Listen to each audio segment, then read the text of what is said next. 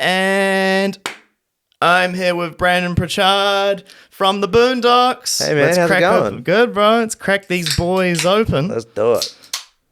To life. Cheers, man. To life. Appreciate the beer, bro. Thank you. Of course. Just before we start this podcast, some reason the world just wasn't a big fan of me having a podcast on today. Had all the audio problems, and Brandon's been very patient. Appreciate it, bro. Nah, all good, man. As I said, like the least bothersome person you will find. So, well, we will see at the end how you feel. Let's be over. The Boondocks. God damn, you guys are always out and about, keeping busy. Done some recordings recently. Yeah, man. Scott Seabright. You guys, checked out the new a little sneak peek. I got a little behind the scenes look at the latest little single, Sticks and man. Stones. Yeah, what'd you think? Heavy. Yeah, I like it. I was surprised. Yeah. I didn't think it was going to be, you guys kind of have more of that, like, kind of, like, rock and roll, like, how would I say, kind of like, not dirt, it's a bit, like, poppier than, like, kind of, like, royal, it's got that royal bloodish, but then there's, like, it's, the vocals, to me, is very catchy. Yeah. And it's always been very, I guess, like, digestible. In a lot of ways, but the new one, I'm like, ooh, we got some grit. We sound a bit more angry this time. Yeah, man. I think we're like trying to lean into that a bit. It works beautifully. Some of the riffs, I was surprised about. I mean, Scott's not here, but I was gonna wonder about some of the note choices and like you guys are playing outside of, I think the key you normally do. Yeah. Well, I mean, I wouldn't really know. I think we are.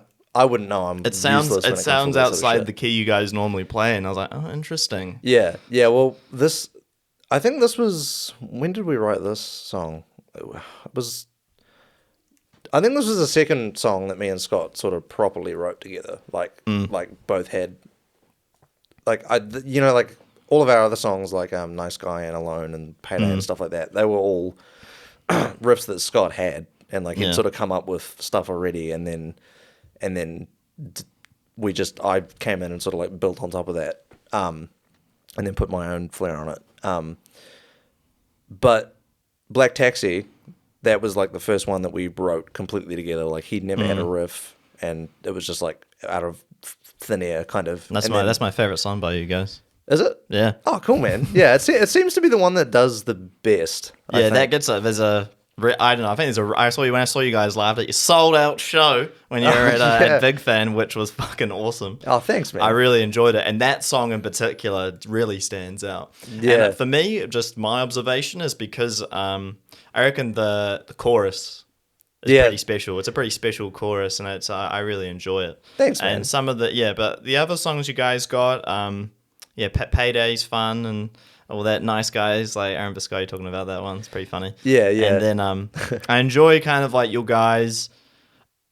You make it seem very effortless with how you guys, when you like play. I think it's also because like Scotty's stage presence makes it seem very, I don't know, it just seems like it doesn't feel like, oh, this is like hard. We're all having fun. And it doesn't seem like hard work.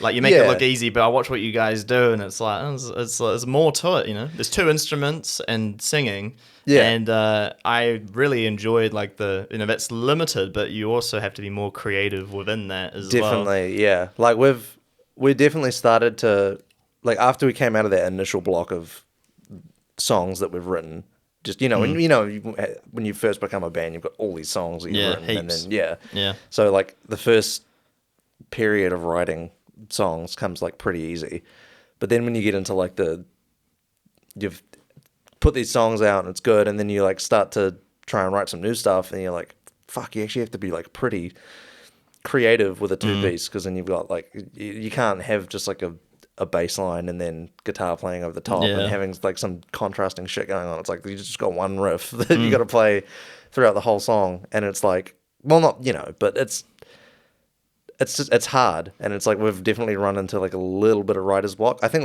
we're out of it now, and like we're actually starting to come up with some good stuff again. But yeah, it's challenging as a two-piece to like try and make it work and have a full song by the end of it and keep it interesting. Yeah, and keep it interesting, like, and not repeat shit. not have like the same riff the whole song over and over and over again. Yeah. I mean, you guys do a good job at that. I think like with the bass lines, I listen to it a lot, and I can sort of hear like it's also quite catchy. Like some of the riffs, and it's basically a guitar riff. So some of it will be, and I think. Yeah, you guys do a good job of playing within there, because it's not easy. I mean, I've never been in a 2-piece band. Like I tried an acoustic with like acoustic rock sort of thing, like me and a drummer. Yeah. I tried that Tenacious D type thing. Yeah. But it was I don't know. I wasn't as like. I could see what I would need to do to like make it a lot better in terms of like having all like the different gear and like but I just wasn't that interested in doing the 2-piece thing. Yeah, but man. I think it's pretty cool when people try and do it. I think the way, because there's the other band that does that as well in Auckland is Skinny Hobos, but they have like the guitarist and the bassist. So I think it's actually easier doing it with a guitarist. Probably. I mean, it's you can do more. Like I feel like in terms of I feel like you can do more. Yeah, you can play chords then and stuff. Exactly. Well, I mean, I think Scott plays chords. He does. He plays chords on his bass. Yeah, that's cool. It shows you how much I know. I think he plays chords. But like, it's definitely probably easier with you can cover more songs as well, because that's something we run into. Like when we're like, oh, we should cover this song. Scott's like, I can't play that, and I'm like, oh. Yeah, I forget you can't just play any song because of limitations. But you guys can play all the Green Day songs. That's fine. We can play all the Green Day songs. We play Basket Case live. Yeah, you sometimes. do. Yeah, that's right. Yeah, that's cool. Yeah. That was cool. What else do we play? We play most Nirvana songs. Yeah, you can. Yeah, we play Breed a lot when we play live as well. That's most good. like punk rock, grunge, sort of like stuff you can do. You just can't really do like funky stuff. You can probably do pop songs. You have to reimagine them, but you probably could. I think that's the best way when you're a rock band to like play pop songs is like put your own take on it. Reimagine the whole song itself. Yeah, definitely. Like, Blinder. They won the was it the 2023? I think it was the 2023 Ding Dong Bands competition. Right. They won it and they're awesome. They're like, I really like it. Yeah, no, I've heard some of this stuff. I think I met them at your last gig. They seem pretty cool. Yeah, I think they were there. Yeah, they're awesome dudes. Like they're genuinely really cool. And they did a cover of Umbrella by Rihanna. Oh, mean. It was so cool. It was just like they reimagined it and then like done their own spin on it. And I thought it was so sick. It's like I love when bands do that. Yeah, totally reimagine the song. Yeah. Some you would never expect either. I think one of the funniest ones I always used to find crack up was the Disturbed one, Shout. Not The Sound of Silence, because that's amazing, but that's still paying a lot of homage to the original. Yeah. But Shout's pretty. It's pretty funny how they reimagined it, but they did a great job. It's fucking an awesome cover, but it's just like wow. Same with sometimes the cover is so good that the original was just kind of crap or not as good. And I think the classic case of that is oh wow, I can't believe I had what's that Jimi Hendrix song? Oh man, there's like one of his most famous ones. All on the Watchtower. Oh yeah, that's a cover. Is it? Yeah. All on the Watchtower. Yeah, that's a cover of a Bob Dylan song. Oh, I think I have heard that before. Yeah, that it's a cover of a Bob Dylan song. Yeah, it's a Bob Dylan song. Wow. Yeah. Yeah, but the Jimi Hendrix one is just so much better. yeah. Every way. I run into that like multiple times. Or hear like I think who this is gonna sound. I'm probably gonna get like a shitload of hate for this, but what is it? What song is it? It's Five Finger Death Punch. Did a cover of is it? What is it? House of the Rising Sun? Oh, I think they did. They did a cover of that. And when I first I shamefully I used to listen to Five Finger Death Punch. Hey, nothing to be ashamed of, bro. I mean, it is a funny thing. Like bands like that, people appreciate them later. Yeah, definitely. Yeah. Speaking of that, I watched the Nickelback documentary that just came out on Netflix. Dude, I was so hoping Nickelback would get brought up in this podcast. Nickelback, Nickelback, bro. Because that's so funny. I was like watching it, and I'm like, I almost like forgot not just how famous they were, because I still remember how massive they were when I was younger, but also just the amount of fucking hate was brutal. I know. It was brutal, and like thinking about it, I was just a kid and you're just like, yeah, fuck it. Like, this isn't that good, man. Like, Yeah. But everyone had How You Remind Me in their fucking iPod, man. Yeah, man. Everybody had that. I had that. And it's a great fucking song. But I think it was just everyone loved to hate them. Yeah. It was just so easy. But I watched the documentary and it was very interesting. I was quite surprised about the beginnings of the band and how many rejections they got. What, from like labels and stuff? Because it was so neatly packaged. Yeah, they just, especially for the time period. They came out with that post-grunge sort of sound. Yeah. Times of like Stained and Puddle of Mud and all those bands.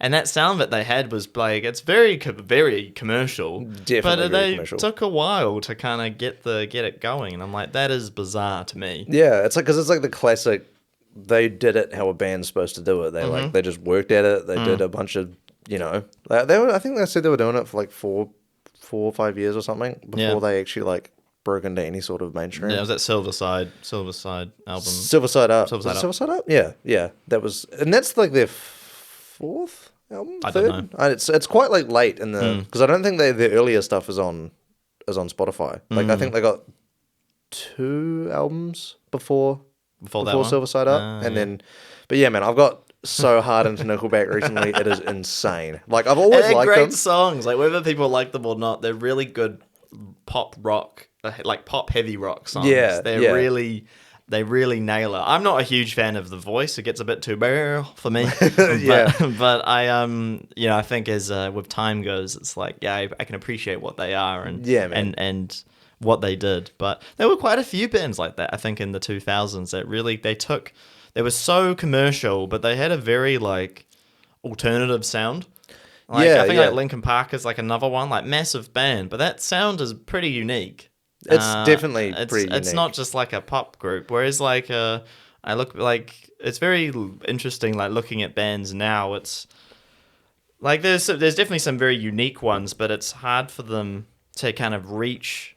I think like that really high level of like pop star mainstream. Yeah, definitely. Millions and billions of records or whatever. I think the Yeah. band I'm the most surprised about is Knocked Loose. You know Knocked Loose?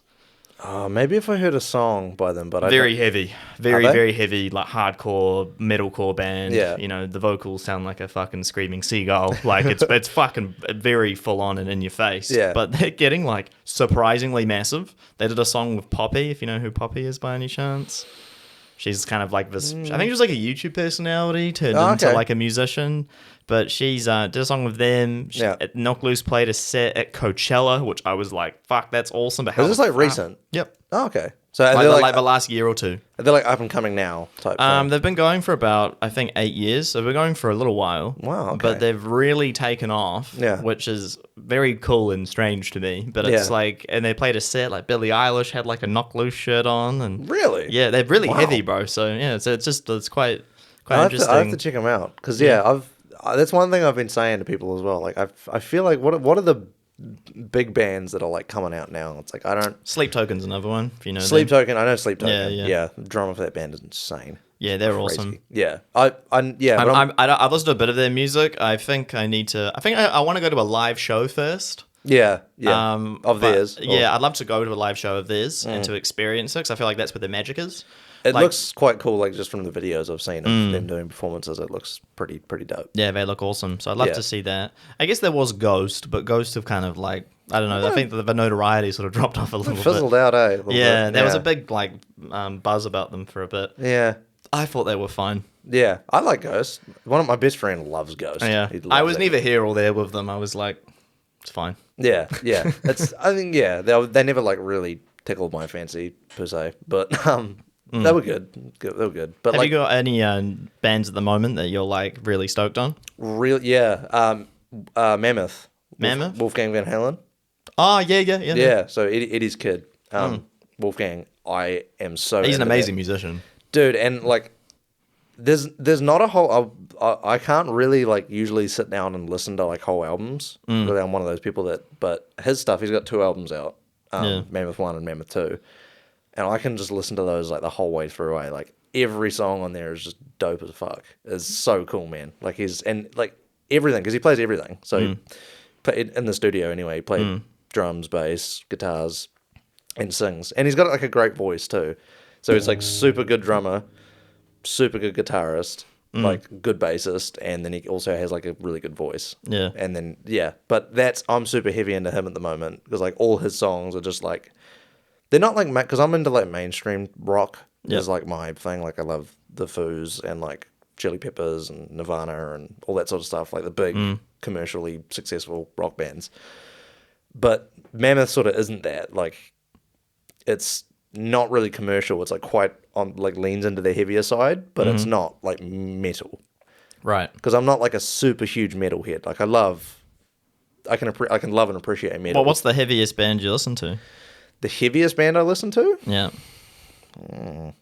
That's a good question. I feel like occasionally I'll listen to like Slipknot and that, like a few songs, but it's very like mainstream sort of metal if I do listen to it. I used to listen to a lot of Five Finger Death Punch, which is fair enough.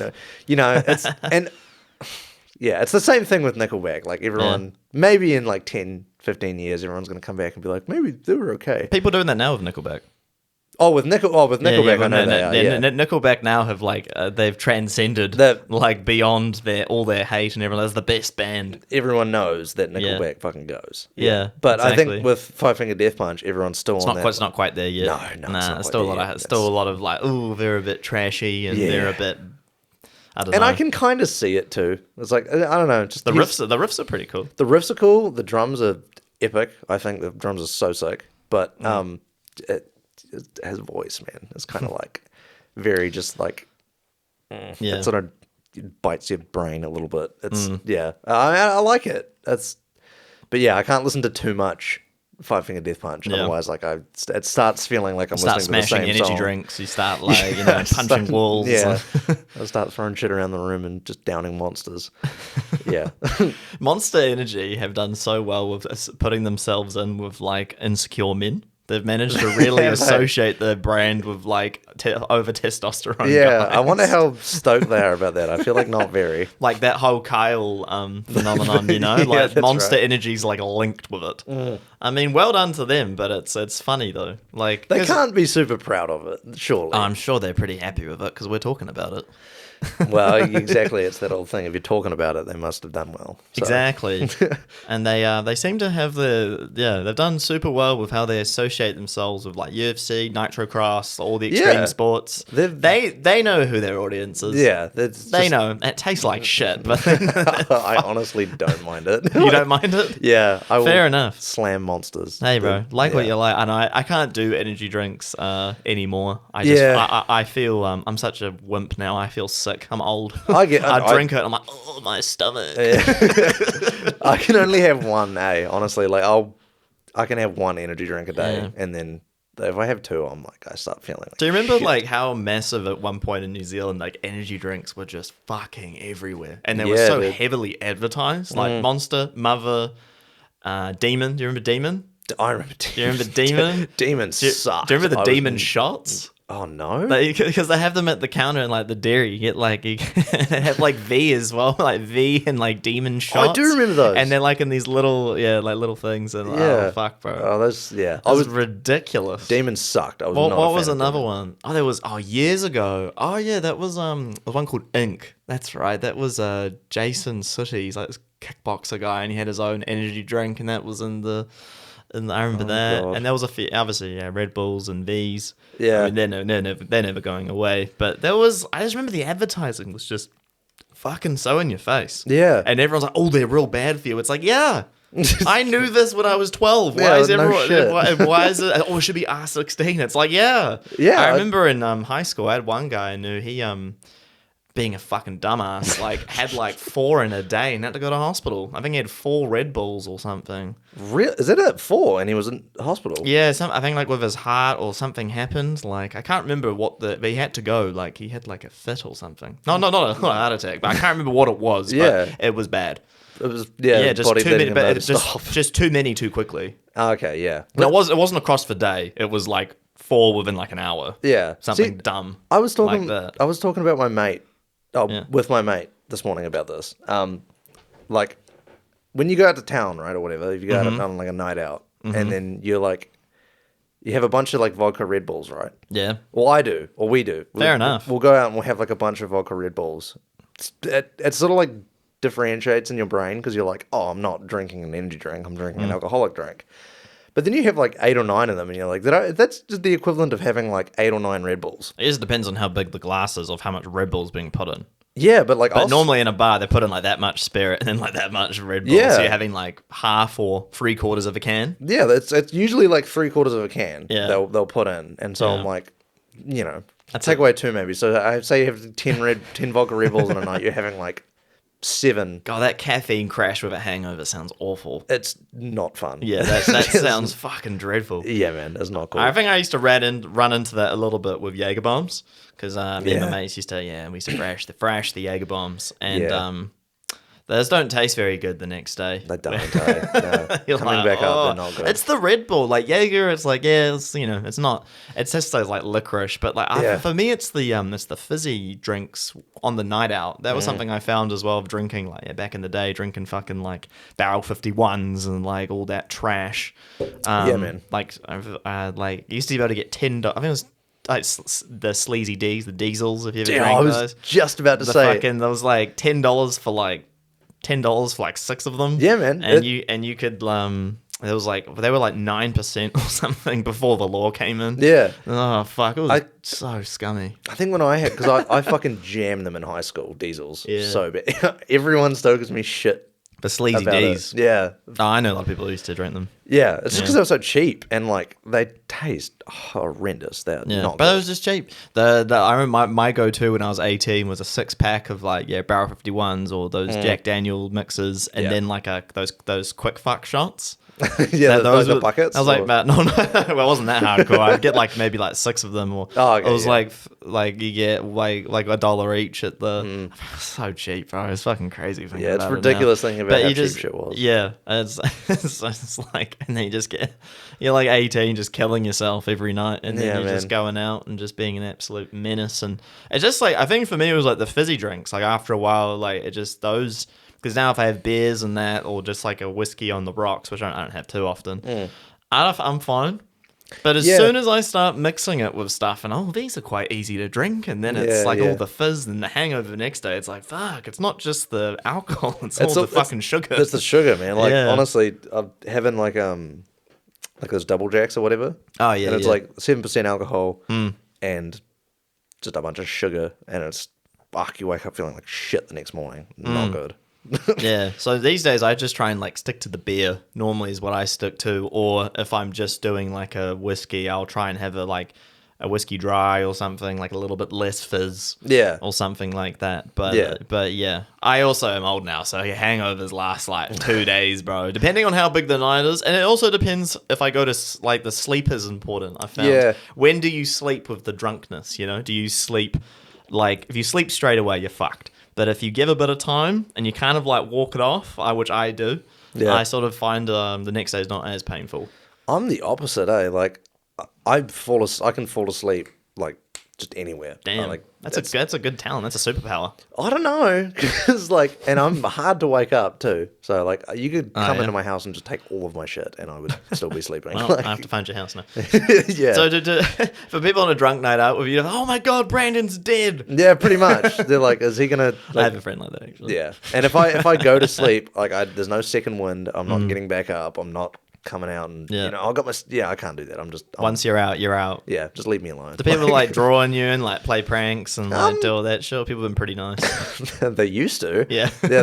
When my mate had a flat. I don't even know if I should tell this, but I'm going to. We had a sort of like a group flat. My mate had this flat, and he would like have parties there like all the time. And we got really drunk there one night, like really, really drunk, and or me anyway, and I fell asleep on the couch, and I woke up in the morning, and I was like, and they were all laughing at me. Like, I got shit all over, they'd drawn shit like all over my face, and I was like, oh man, I went into the bar. I think I had something to do that day as well. I was going somewhere to, like, I think it might have been work. It was something work related.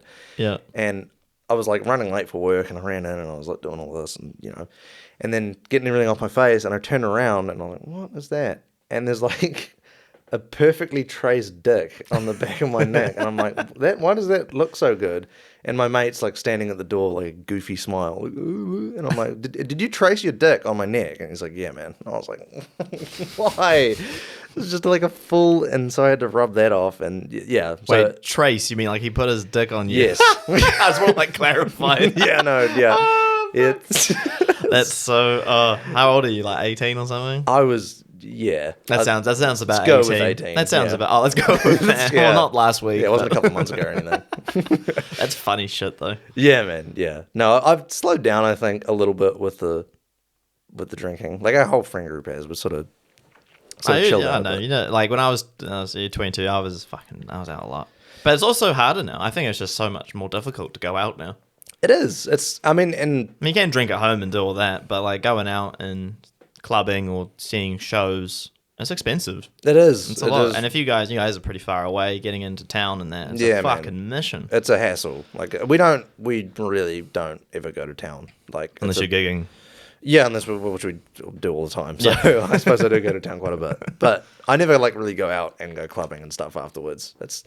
I don't even know people go now. I used to, but like pre-COVID, that's when I had all my fun with all that, and then ever since then, I just haven't been bothered. Also, and I just don't have enough money because I'm like with a night out, it's like minimum $100 at the minimum. Oh, yeah, dude, that's minimum. Like that's like a saving money night.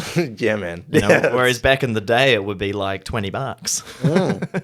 So it's like I can't afford to do that shit. But also, it's just like I think like you go through times in your life where you love and enjoy it, and then you sort of get bored. yeah. And it's like it's the same thing. It's like, oh yeah, going out, getting fucked up, club. Like hopefully the music's good. Like something, you know, something fun might happen, and then it's like fuck, I spent $200, and Yeah, it's yeah.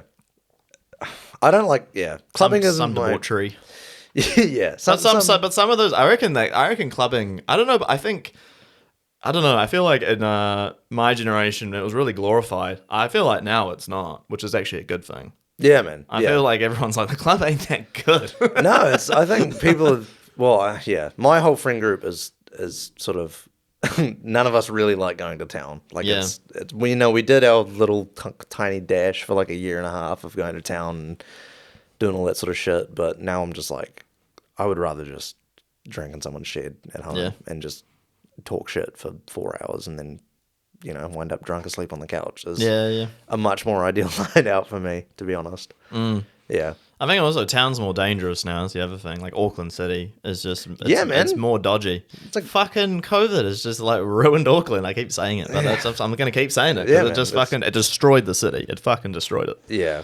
Well, it's and just the price of shit as well, which is ridiculous. Like, as you said, minimum like $100 night out. It's just Minimum. yeah. Why would you go and like go to a bar and like have a drink for $15? I know it's ridiculous. It's fucking. It's like I'm just getting like a vodka Red Bull will be $15. Yeah, it's easy. I think there's 16 in some places now. Oh, It's God. it's just gradually getting Yeah. fucking worse. It's not cool. But that's what I like buzz out at is like, yeah, like like when I hear about people aren't going out as much, and then people aren't like going to see things in the city, and it's just like, well, but they've also made the city so difficult to be in, like, they've made it so difficult to get around. Like driving in now is a mission. Yeah. Like, because they've got all the fucking bike lanes and shit that no one uses, and it's just so impractical. It's like, oh, we want to make it a walking city and like all this, and it's like, well, maybe it'll work in 5 years, who knows? But but it's it's there's not enough to go see and do in the city. No. anymore. Or- It used to be cool to go to. I used to love going. I used to live in the city. It was fun. yeah. I just fucking because I'm so far out of the city. Like I don't even. Like my idea of going out is going to like Pukekohe and like going to the Go shops to Ed and Street, stuff. G. Yeah. Oh god. Ed Street. I used to gig there. Did you? Yeah, cover band. Oh, Yeah. cool. Yeah. That was a fun venue. I always liked it. I actually always liked it, but there was always a couple of old critters there that were just fucking like, you know, you can like see people going through shit. And I generally would see like some older guys in there, and I'm like, man, about to be divorced, or like, I don't know what's going on here. Yeah, man. There was one dude in there. He was fucking hilarious. He must have been like in his 60s. He's a real tall fella, and always danced like he danced like one of those you know, outside the like vacuum stores, like doing that shit. He Yeah, danced like that. And I'm like, he's got a lot of energy. All right. And he always come up to us, and he always be like a bit cut and be like, I like you guys, and like, every time, like, oh no, I can't remember. What did you say last week? And he's like, you always play the old shit. And I'm like, yeah, bro, that's why we get paid. Like people like you. Yeah, exactly. That's the audience. But that's Pukekohe, man. Yeah, I got knocked out there once. You got knocked out. I got knocked at out Ed at Street. Yeah, Damn. man. When? A couple of years ago now. What did you do? I can't see you getting knocked Nothing. out. I know. Like honestly, I think I can't remember why we went out. We just went out one night to Ed Street, me and my mates, and then we were having a few drinks, and there was this dude like sitting at a table by himself. He was like a young guy, like 18 or whatever. And we went over and we're like, yo, man. I was like, what are you doing? And he's like, oh, it's my birthday. I'm just, my 18th birthday. And I was like, are you here with anyone? He's like, yeah, my friends are out. They're out the back. And I was like, you all good, man? You look pretty like upset. I was like, well, let's just chill. Let's just hang with you.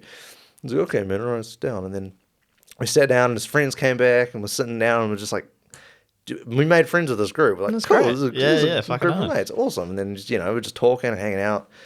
And then I think, I don't know, it ended and then they went out, oh, we're leaving, we'll, catch you guys later, thanks for hanging out. We're like, cool, man. So they left, they went out the front, and then we were like, yeah, it's probably time for us to go too, we'll cruise. Had like one more beer, I think, and then we got out, we went out to the parking lot, and the dude that was sitting down, like getting like pretty upset, we thought we'd like cheered him up, he was feeling better, but he was outside and he was standing there, and he was fucking, and then his mates like trying to calm him down, and then we're like, oh, it's this guy from inside. We're like, you all good, man? He turns around, he's like, shut the fuck up. And then he's like, crying. He's crying as well. Crying. And we're like, oh no, let's go. And then he their whole friend group just like rocked up to us and they're like, yo, fucking, we have beef now for some reason. And then what? Yeah, I don't know. Fucking drunk dumb cunts, honestly. Dude, so standard. It was more than like they were not just drunk because like right, I see. There was like that. There was something else. There was a bit of twitch going on. Yeah, there was like that crack rage in their eyes. But so we were.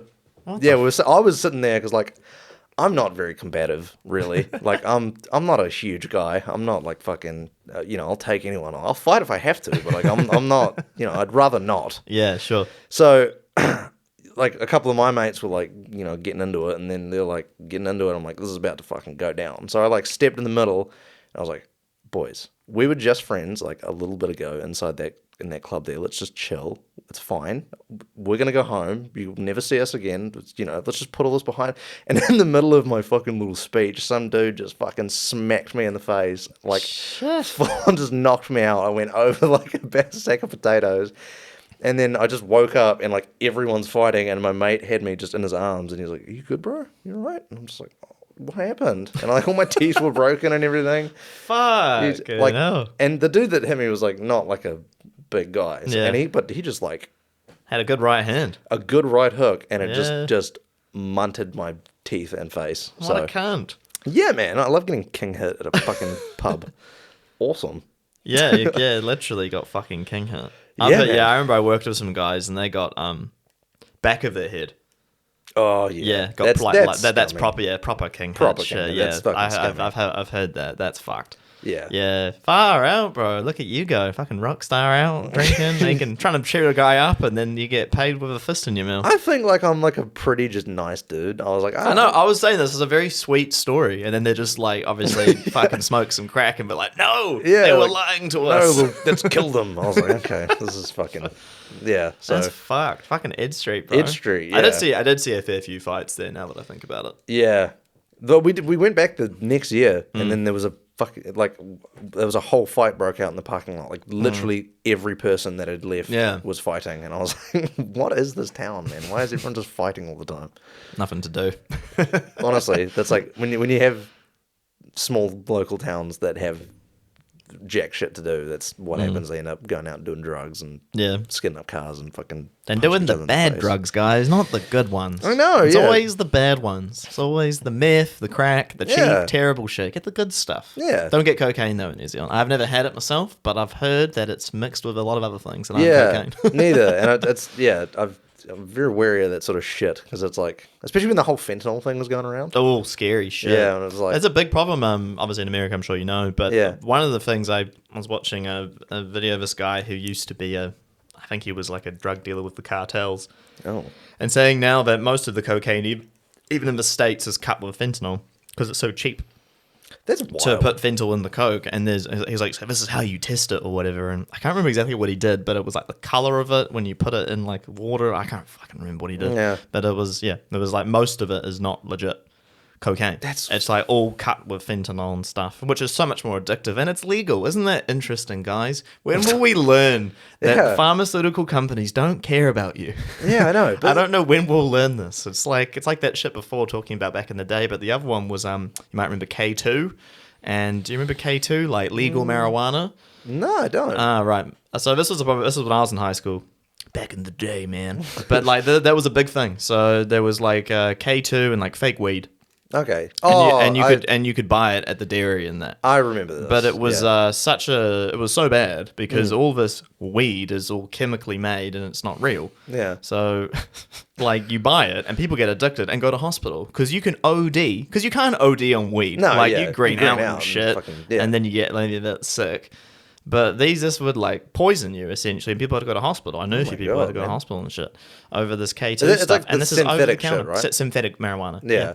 I remember my mum like freaking the fuck out of me when I was like in high school, and then everyone started like trying weed or whatever. It was like 16, 17. Everyone was like getting into being a bit of a stoner. Yeah. I used to do that. Yeah, 100%. See, I didn't try weed until I was like 19, I think.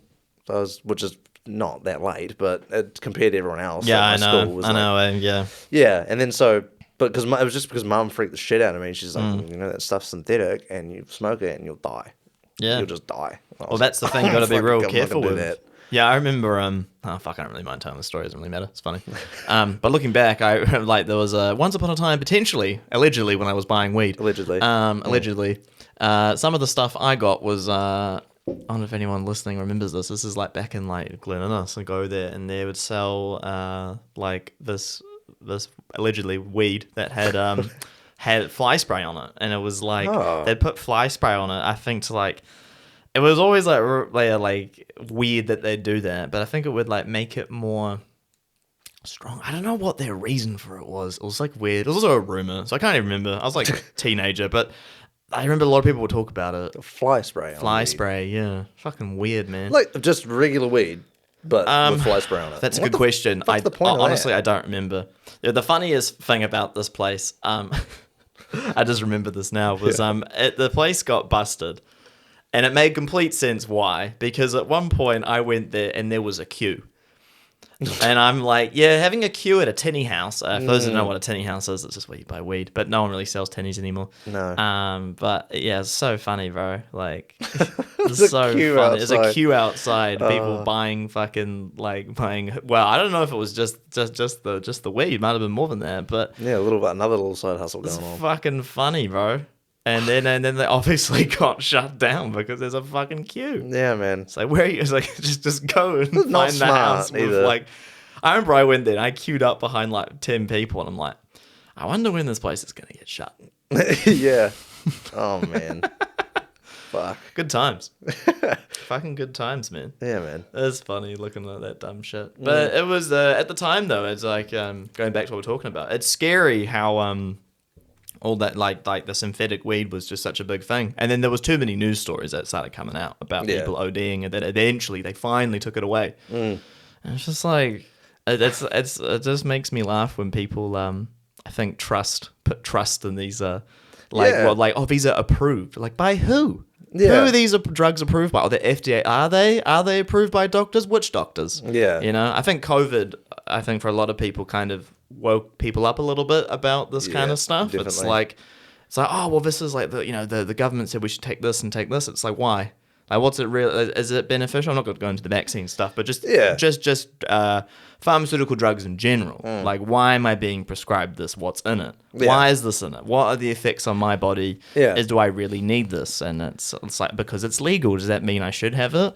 I mean, if you think about it, so many things you can buy that are legal, which are terrible for your health. Oh, shit, yeah. It's like, well, I mean, this is another whole, that's another whole like Yeah. rabbit hole to go in. But Well, it's like you could I just find it interesting. you could argue that fucking alcohol is way more damaging than marijuana. I know, and yeah. Well, there was during the Great Depression when it was in the States when alcohol was illegal.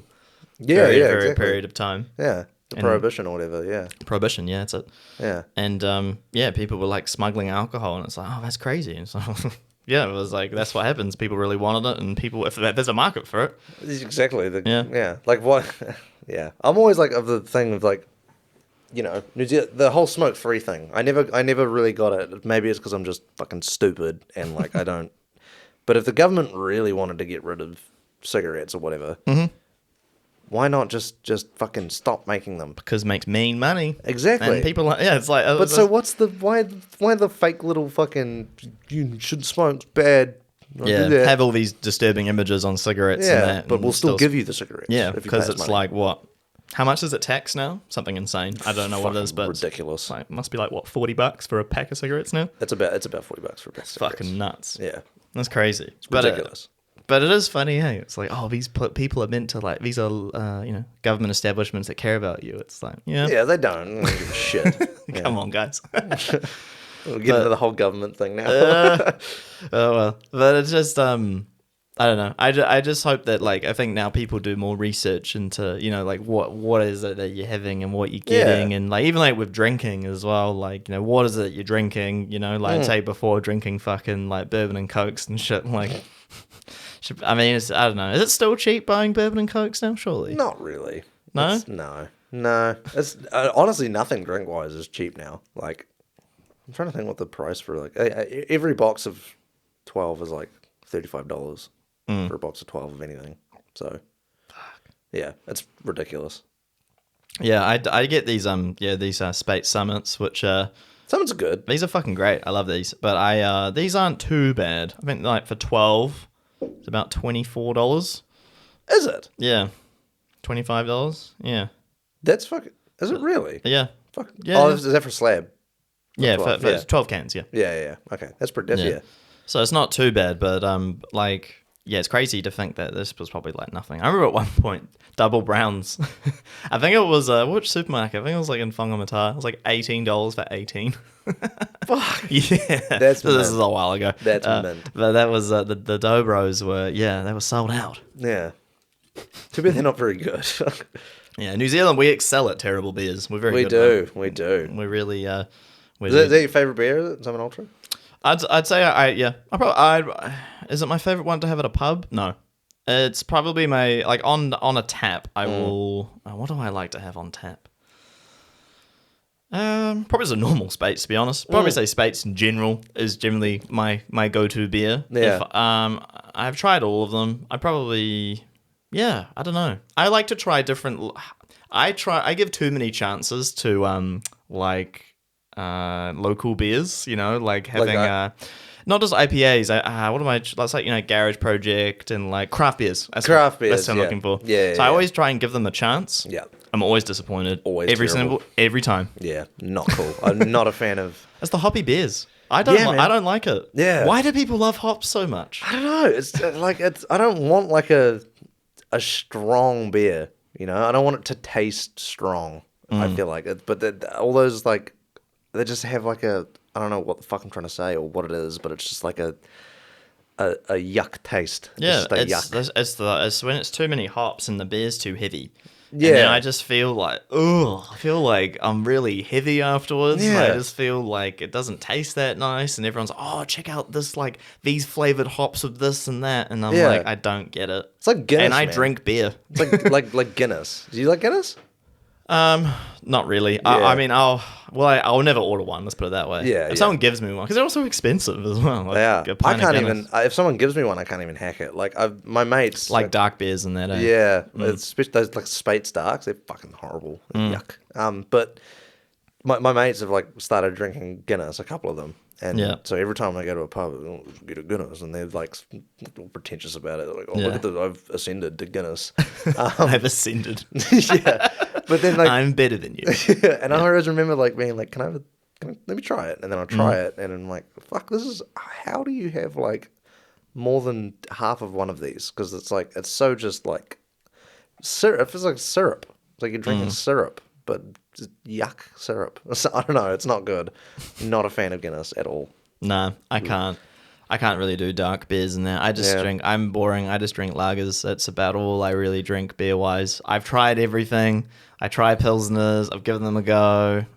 Sometimes it's all right, but I'm generally like, nah. I've tried IPAs, APAs. Yeah, I've done the whole run of them, and I'm always like, just go back to lager. I know what I like. Yeah, man. I'm gonna be that stubborn old man being like, I ain't trying anything new. Yeah, fuck off. No, I'm the same though, dude. Like I only. Oh no, not really. Like, I drink a lot, like of different shit. Actually, like especially RTDs. I'll try something different every time I go to the store, and then. Do you get onto the pals and stuff? You do that? Not really the pals. I don't mind them. They're like quite a refreshing drinks. It's pretty good, but yeah. No, I'm more like I sit at like Bourbon and Coke, like whiskey and Coke type. The Bourbon and Cokes. Yeah, can't go wrong. Yeah, such a fucking bloke. What a bogan. Yeah, man. No wonder why you're involved in so many fights outside Pukekohe. I know. Yeah. I actually had to shave my mullet off for this interview. Yeah. Every time you drink, like, there's just a bit more hair grows out the back every time you have a bourbon and Coke. That's crackup. Files crackup. Okay, I'm going to change this back to music now. Yeah, man. And I want to ask you about your drumming. When did you start the drums?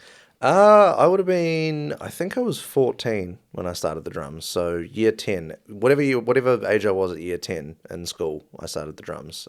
So I picked up music as an extracurricular, like apart from English and math and that. I picked up music and drama, I think, were the two that I picked up I wanted to do. I really wanted to do drama when I was young. I wanted to be an actor. That never panned out. And then, so I started music, and I think I started off playing the trumpet, and then, like, that was just horrendous. And I remember my dad coming into my room and being like, fucking stop playing that because it's a horrible noise, and, like, you're not getting anywhere with it. It's just the same shit over and over, so find something else. And I was like, fair enough, Dad, I'll do that. And then, I think so it was the next year of music. I went back, and then I was trying to pick an instrument, and then everyone and they were like doing like in band, they were like making little bands and stuff, and everyone would like learn an instrument and then join a band. And I picked drums, and I was the worst in the whole class at it. Like I think there was 4 other guys doing it with me. One of them already kind of knew how to play drums because his dad was a drummer. And then the other 2 guys had never played drums, but they were immediately better than me and could like immediately pick it up. And I was just terrible because I used to be like really uncoordinated, like very just interesting. Not a sporty guy, not a fucking, any sort of hand-eye coordination was just out the window, fucking not good. But yeah, so I started playing drums, and then I was like, I really want to be good at something because I was like, I've never been good at anything in my life at all up until this point where I could maybe if I tried. Because like once I got the first beat down, I was like, it's doable. I can do this. Like I couldn't even do a chord on a guitar. I was like, I couldn't change the chords to have like a successful chord progression at all. So I was like, the drums is the only thing I kind of got. Yeah, I do think in school though, even for me when I learned guitar, like when you get those fucking shithouse nylon guitars that every school has, and they're horrific to play, and they're not. Even now, after my years of playing guitar, they suck. Yeah, they're still crap. And I think to myself, like, I can't believe, like, I mean, they're cheap, I get it, but it's like, this is what kids learn on. It's like, fuck that. Yeah, man. It's like, give them just like a crappy electric guitar or some like some shitty steel strings is much better. And even the hands are smaller as well. It's like, get them like excited to play or, those. But yeah, I imagine you learned on the big fuck off nylon string guitars. They had a few. There was like a couple actually nice guitars there. But they're like, everyone gets dibs on those. Yeah. But all the people that actually know how to play guitar get those ones. Yeah, so I could not pick up guitar at all. I was not good at that. Tried piano, but I was like, I don't really want to. Like, I want to be in a band. I was like, that was my. And then, because up until that point, I'd never really even listened to music either. I wasn't a music listener. No. I was like soundtracks of like movies and stuff, but I didn't like bands or artists. Really. Yeah, you were listening to like Lord of the Rings soundtrack or something. Yeah, it was like I was one of those weird kids in the corner that was like listening. There's always I remember those kids like that in school listening to like sound. That's cool though. Yeah, I suppose. But yeah, so like, and then once I got into music, I I started listening to Green Day. Green Day was the first band I ever like latched onto. I thought they were like the best band in the world. I remember Everybody goes through that with Green Day. Yeah. I remember arguing with people as well. I was arguing with this one girl in my class, and she like was a massive Queen fan, and like Queen is actually probably could be argued as like one of the best bands in the world. And I kept trying to tell her that Green Day was more successful than Queen. I was like, Green Day's way better than Queen. They got way more fans. And then she's like, "You're a fucking idiot." Like, and then, Yeah, I think you'll lose that one. yeah, If you're talking about numbers and fans, yeah, Definitely. you'll lose that. Definitely lost that one.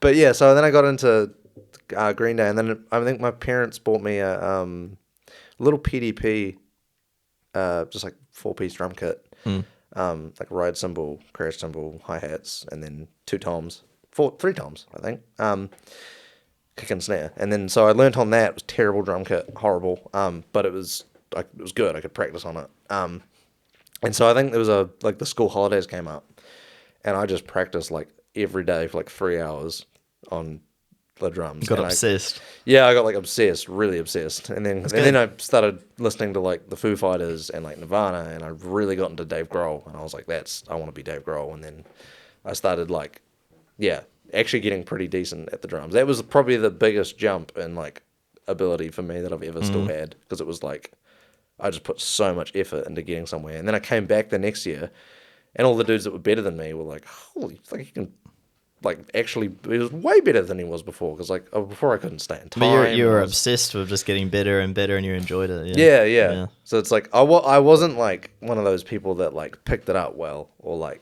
at all. Like I was really not good when I first started, and then it was just like a lot of practice. And then, well, that's normally what happens. I find often with musicians and people who are like pursue it.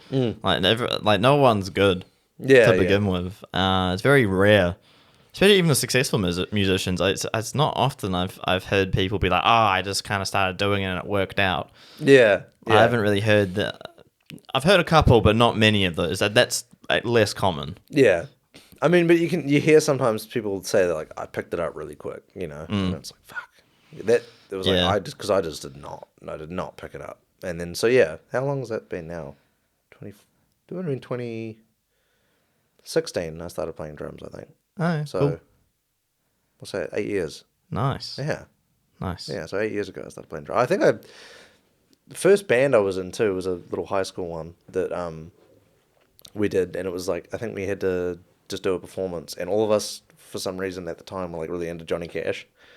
And so we did like a Johnny Cash. That's interesting to be into that in high school. Yeah, I know, it was weird. I was not a normal kid. No, that's cool. It's like I remember. Oh, actually, no, I take that back. People, I think people would discover them through school. I think it wouldn't be like, I just found Johnny Cash, like their parents, maybe, I suppose. But, yeah, I think it was my parents, because I'd listened to like fair enough. like Ring of Fire, and my dad like loved Johnny Cash, and then it's a great song. It is a great song. And I think we did Folsom Prison Blues, and I sang. That was my first, and I sang. I got, and that was I think that was when our last music teacher was. So this is right before Ben Ruig jumped in and became the music teacher of Wake College. This is right before that. This was before I started playing drums. This was my first band I was ever in. We did one performance, we did one song, and I got an excellence for my vocals. Yeah, they were not. I think the teacher just didn't give a shit, and he's like, "All right, just what are you doing, Johnny Cash? Fuck, all right, play it." And then I played it, and he's like, "Yeah, excellence," and I was like, "What?" You got through it, and it's like, but the mark was it really? It definitely wasn't. Yeah, I think but maybe it was. Yeah, and then I think first time ever playing in front of a crowd, I did "Holiday" by Green Day on the drums to a backing track in front of the whole school, which is like nerve-wracking as shit. And then that was the first time that I'd ever talked to Scott, actually. About music, like, because we'd known each other like at primary school. I went to primary school with him. So you guys met in primary? Yeah, so I would have been 8 years old when I met Scott, and he would have been 10, 11 or something, I think. Yeah, so we were real young when we met, but I don't think he might have been into music at that stage, but I wasn't. And then I did that performance, and then he came up to me afterwards, and he was like, "Oh, cool, man. There's like, that was good. You're a good drummer." I was like, "Oh my god!" And I'd only been playing because in my eyes, Scott was like a fucking professional musician. Like because he was in a band at high school, and they were quite good. Like he'll probably say they were fucking terrible. Was that band? What was it called? He came on here and mentioned it. It was pretty funny. Not Dank. Nah. No, the Memes. Nah, there's another one. He called it. It was like that shoegaze one. It was crackup as. I can't remember what it was called though. Not Simp Vader. Simp Vader. Yeah. That's the band I was in. Oh, you were in with that. That was after high school. Oh, that was after high school. Yeah. Oh, Simp okay, Vader. right. That was us. That cracked me the fuck up when you mentioned that. Yeah. Yeah, there was actually I wouldn't mind like jump starting that band again because I quite liked that. It was just a bit of fun. Yeah, it was very different to like anything I've ever played. It was like I never played like shoegaze sort of rock or anything. But yeah, so Scott was like in a band, and I thought he was like really cool, and I was like, oh my god, he's like a professional musician. Because he was always been like really good at guitar, like he got good at guitar really young, and so he was like ripping these solos and stuff. I was like, fuck, that guy's good at music, and then. Yeah, we just never really... I don't think we ever talked in high school, really, about... And then it was only until after... And then I think I left high school and then I didn't have a band anymore. I had like no bands and I was just playing like drums in my garage. I was like, oh, this is fucking boring. I want to do something. Yeah. And then... so I tried to set up a covers band in Awhitu, which is just fucking... didn't go anywhere. I remember I posted on like the Waiku Grapevine and like the Awhitu Grapevine. I was like, hey, I'm a drummer. I want to, see if I can start a covers band or something. Because I really wanted to play covers. That was like my thing at that stage. Like I didn't really care about doing original stuff. And then Scott hit me up and he was like, hey, do you want to, like, I'd be keen to join the covers band. And then I don't think he ever got round to it because they were just starting to do stuff with Simp Vader. And then they'd started that, and then I was starting this covers band thing. And the furthest it got was I had a bassist come around to my house, and I was like, "Cool, got a bassist." I was like, "Bass and drums, first thing, locked in, mean." And then he came into my garage, and he was just like, really nervous. And then I was like, "Okay." And I felt weird because I'd never been in a proper band before. It was all like high school bands, and then I was just sort of like playing with randoms. Yeah, I was like. What do you want to do? Like a jam? And then he's like, oh, I can't really improvise. And then I was like, okay. I was like, that's fine. I was like, do you want to, like, just play a song?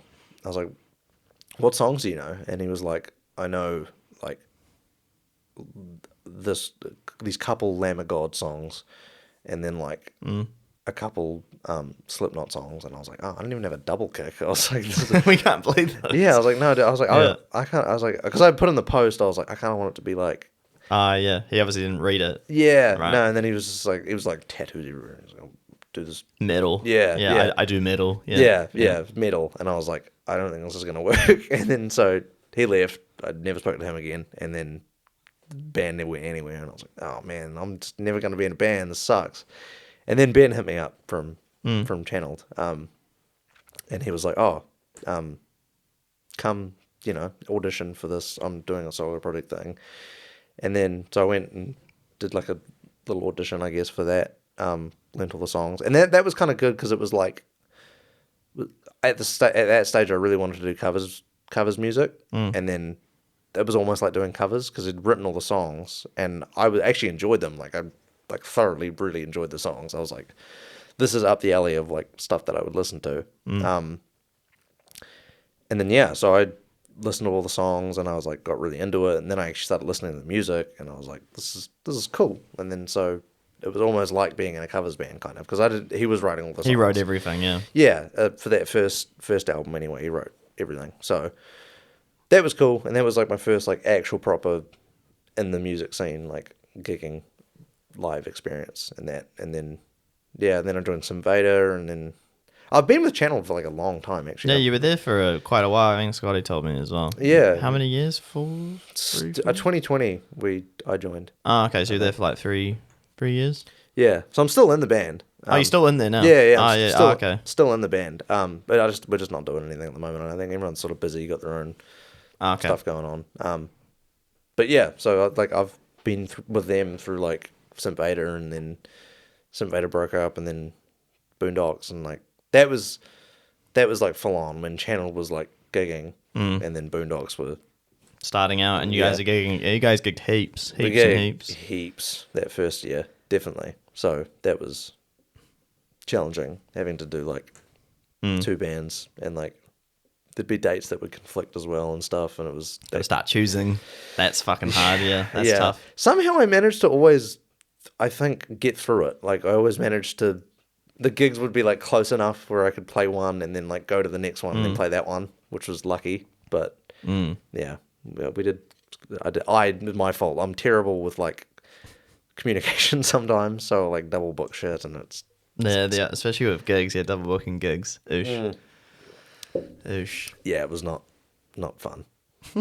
That's good work ethic though. Like you would have learned so much doing that, especially being in channel like with Ben, because he's very experienced. And he's done a lot. Definitely. Like and you know, being a music teacher as well. Like he's got like a shitload of knowledge to just. Oh yeah, like he's so into it.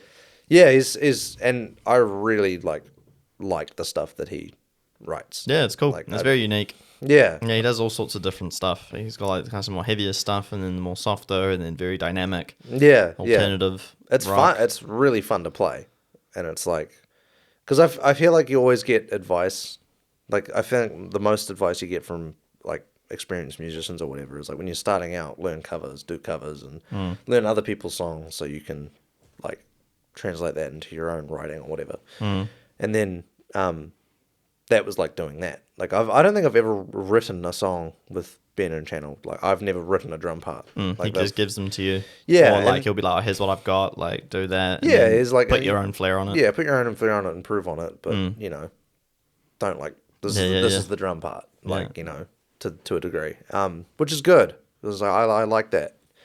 But then it's also good to have the Boondocks. Yeah, and you can do whatever you want. Yeah, it's all you. Yeah, you decide. You're the driving force of what's happening on the drums and the percussion. So it was pretty cool. Like when we did our first song alone, the Scott Said Right, and then we like released it and like did everything properly. And then I was like, wow, I was like, oh, that's me, 100%. I wrote the drum part. I played on it. There's no like engineered drums or anything. It was like it's just me. I thought it was cool because it was like I'd never had that before, which is it was neat.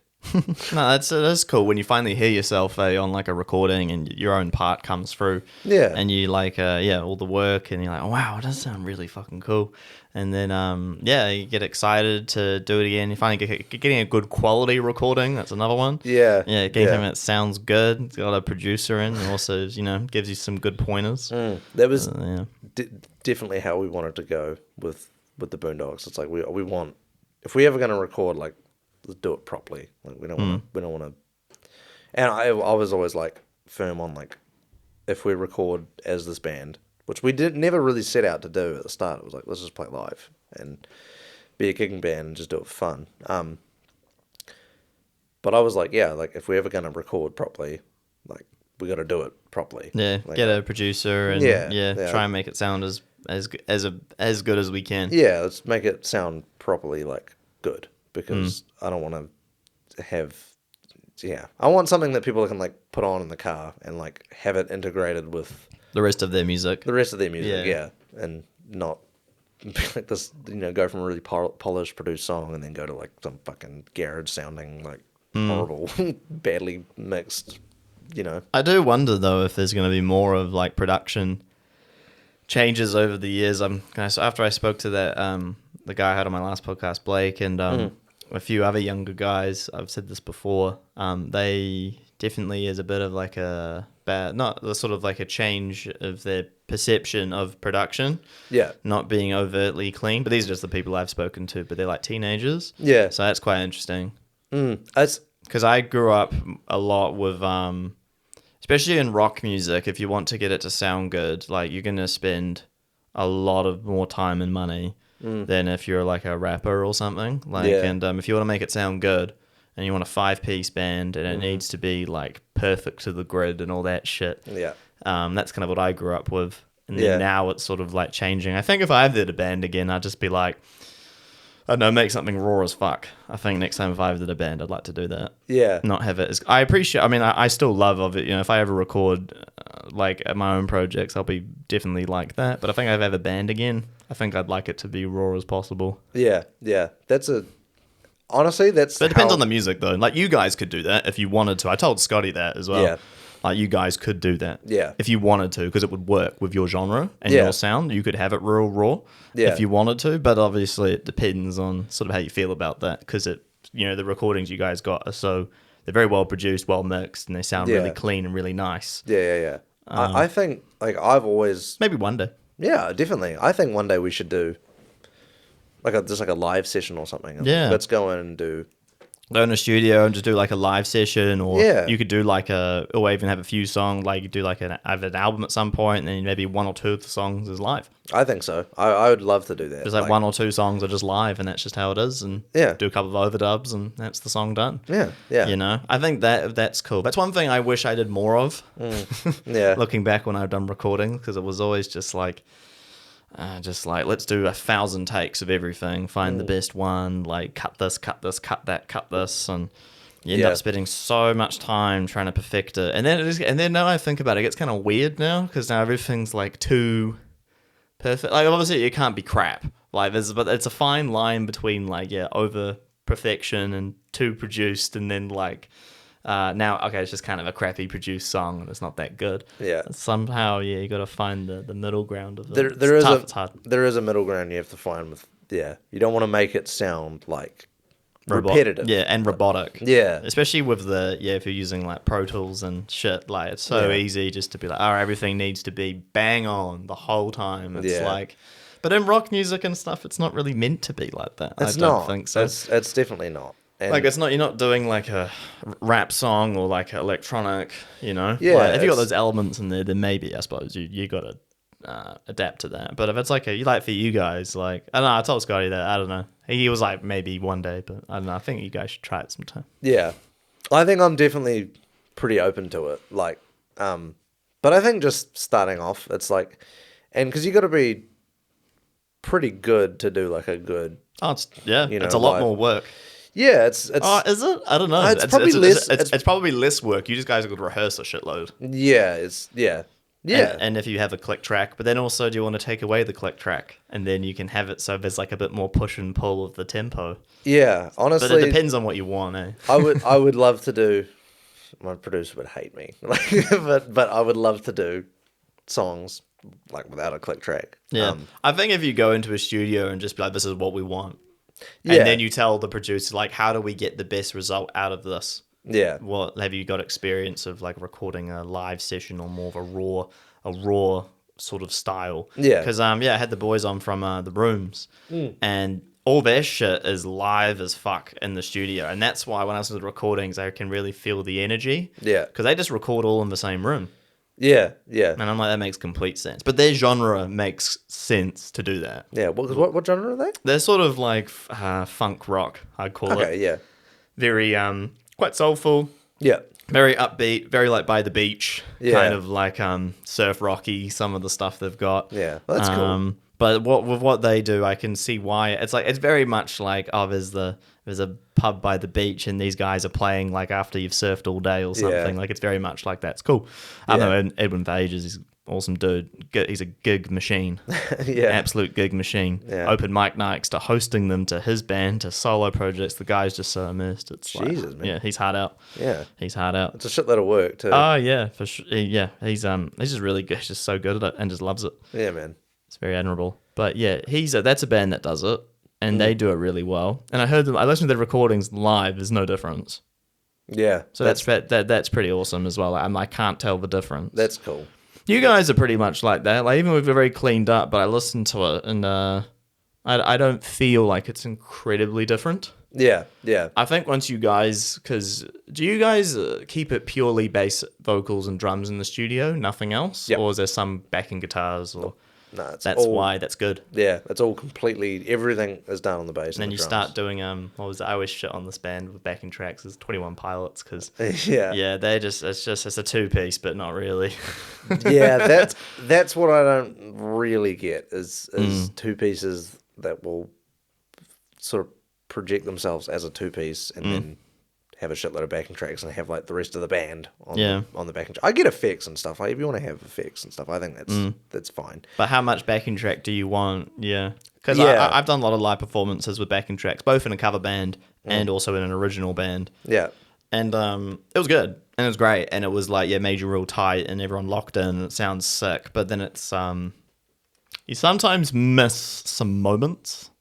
Yeah. I because I've done with Channel, they did Click tracks, a lot of click tracks. Yeah, that's a very there's a lot going on in Channel. Yeah, Well, synths as well. Yeah, and there's keys and a lot of heaps of guitar layers.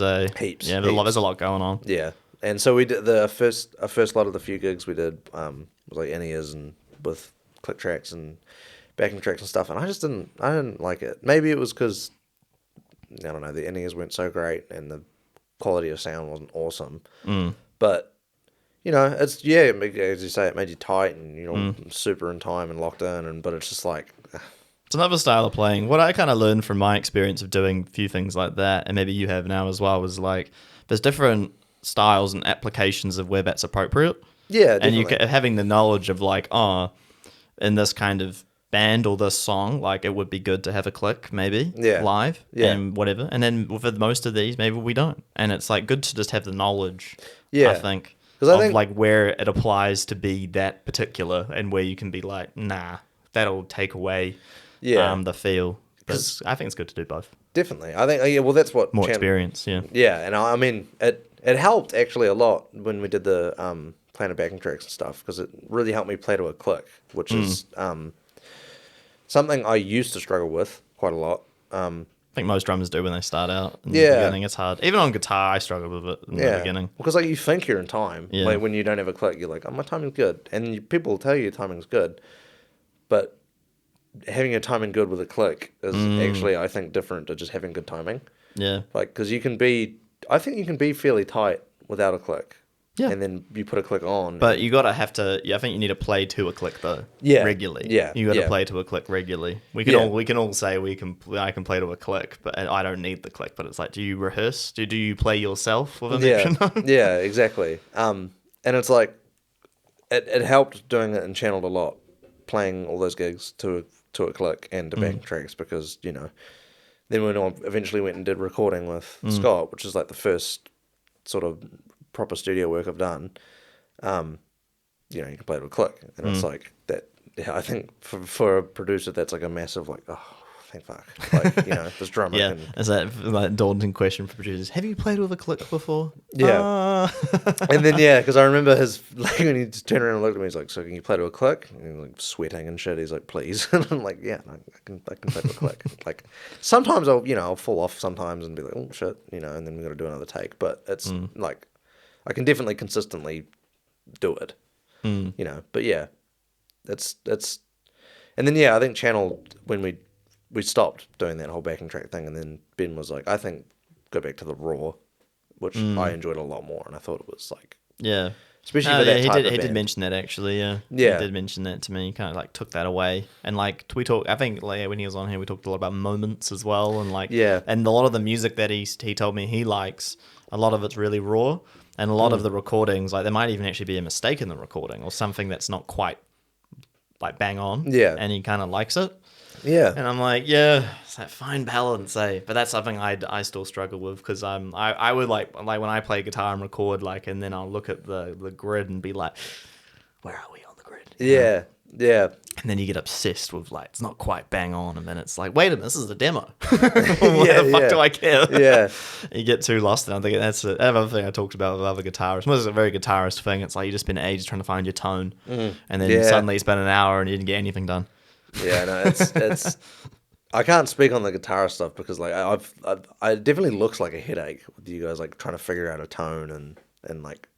Yeah, well, the hard part is a lot of guitarists, and I found this hard, was your studio tone and your live tone, because your live tone is going to be completely different, because it's like maybe in the studio it sounds good in the recording and it worked well, but now you're in a different room. You've got a whole different different acoustics to deal with. And you have to set up everything in a certain way, and your EQ, and then it's like, am I going to cut through? One of the hardest things about rock and heavy metal music with guitar is like competing with heavy distortion is getting heard. Yeah. But then also it can be too much.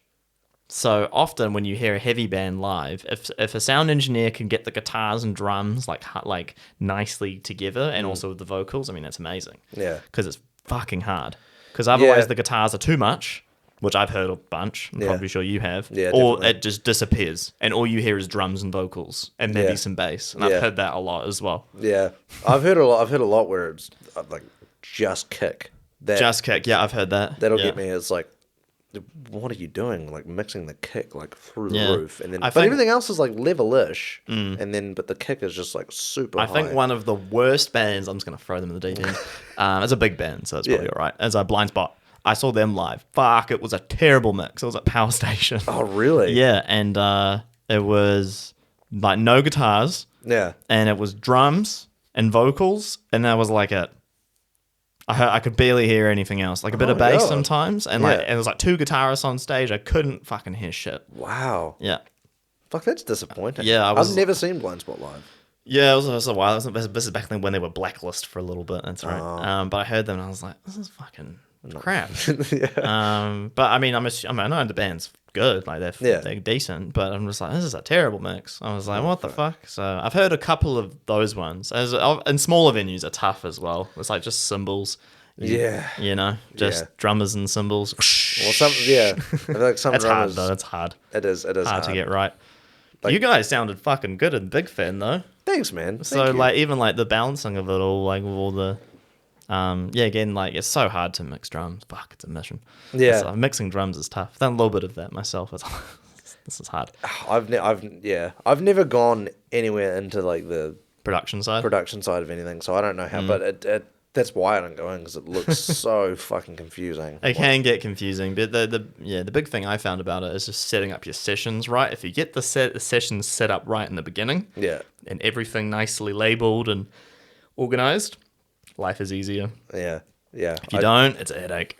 It's a fucking headache, especially when you got to troubleshoot stuff like I was doing at the beginning, like where all the Yeah. cables are and like Yeah. things are going, and you know, like it can be an absolute fucking headache. I just shut down when shit gets like that confusing, and I'm just like, oh, I'm just gonna go sit on my phone or something. Like I can't deal with that much fucking having to know all that sort of shit. It Yeah. confused the fuck out of me. No, fair enough. You can make it easy, and like I've got experience now. I used to be a technician and stuff, so I kind of like learn how it all sort of like pieces together. But where Yeah. sometimes even I'll look at like a pile of cables and shit and be like, oh fuck.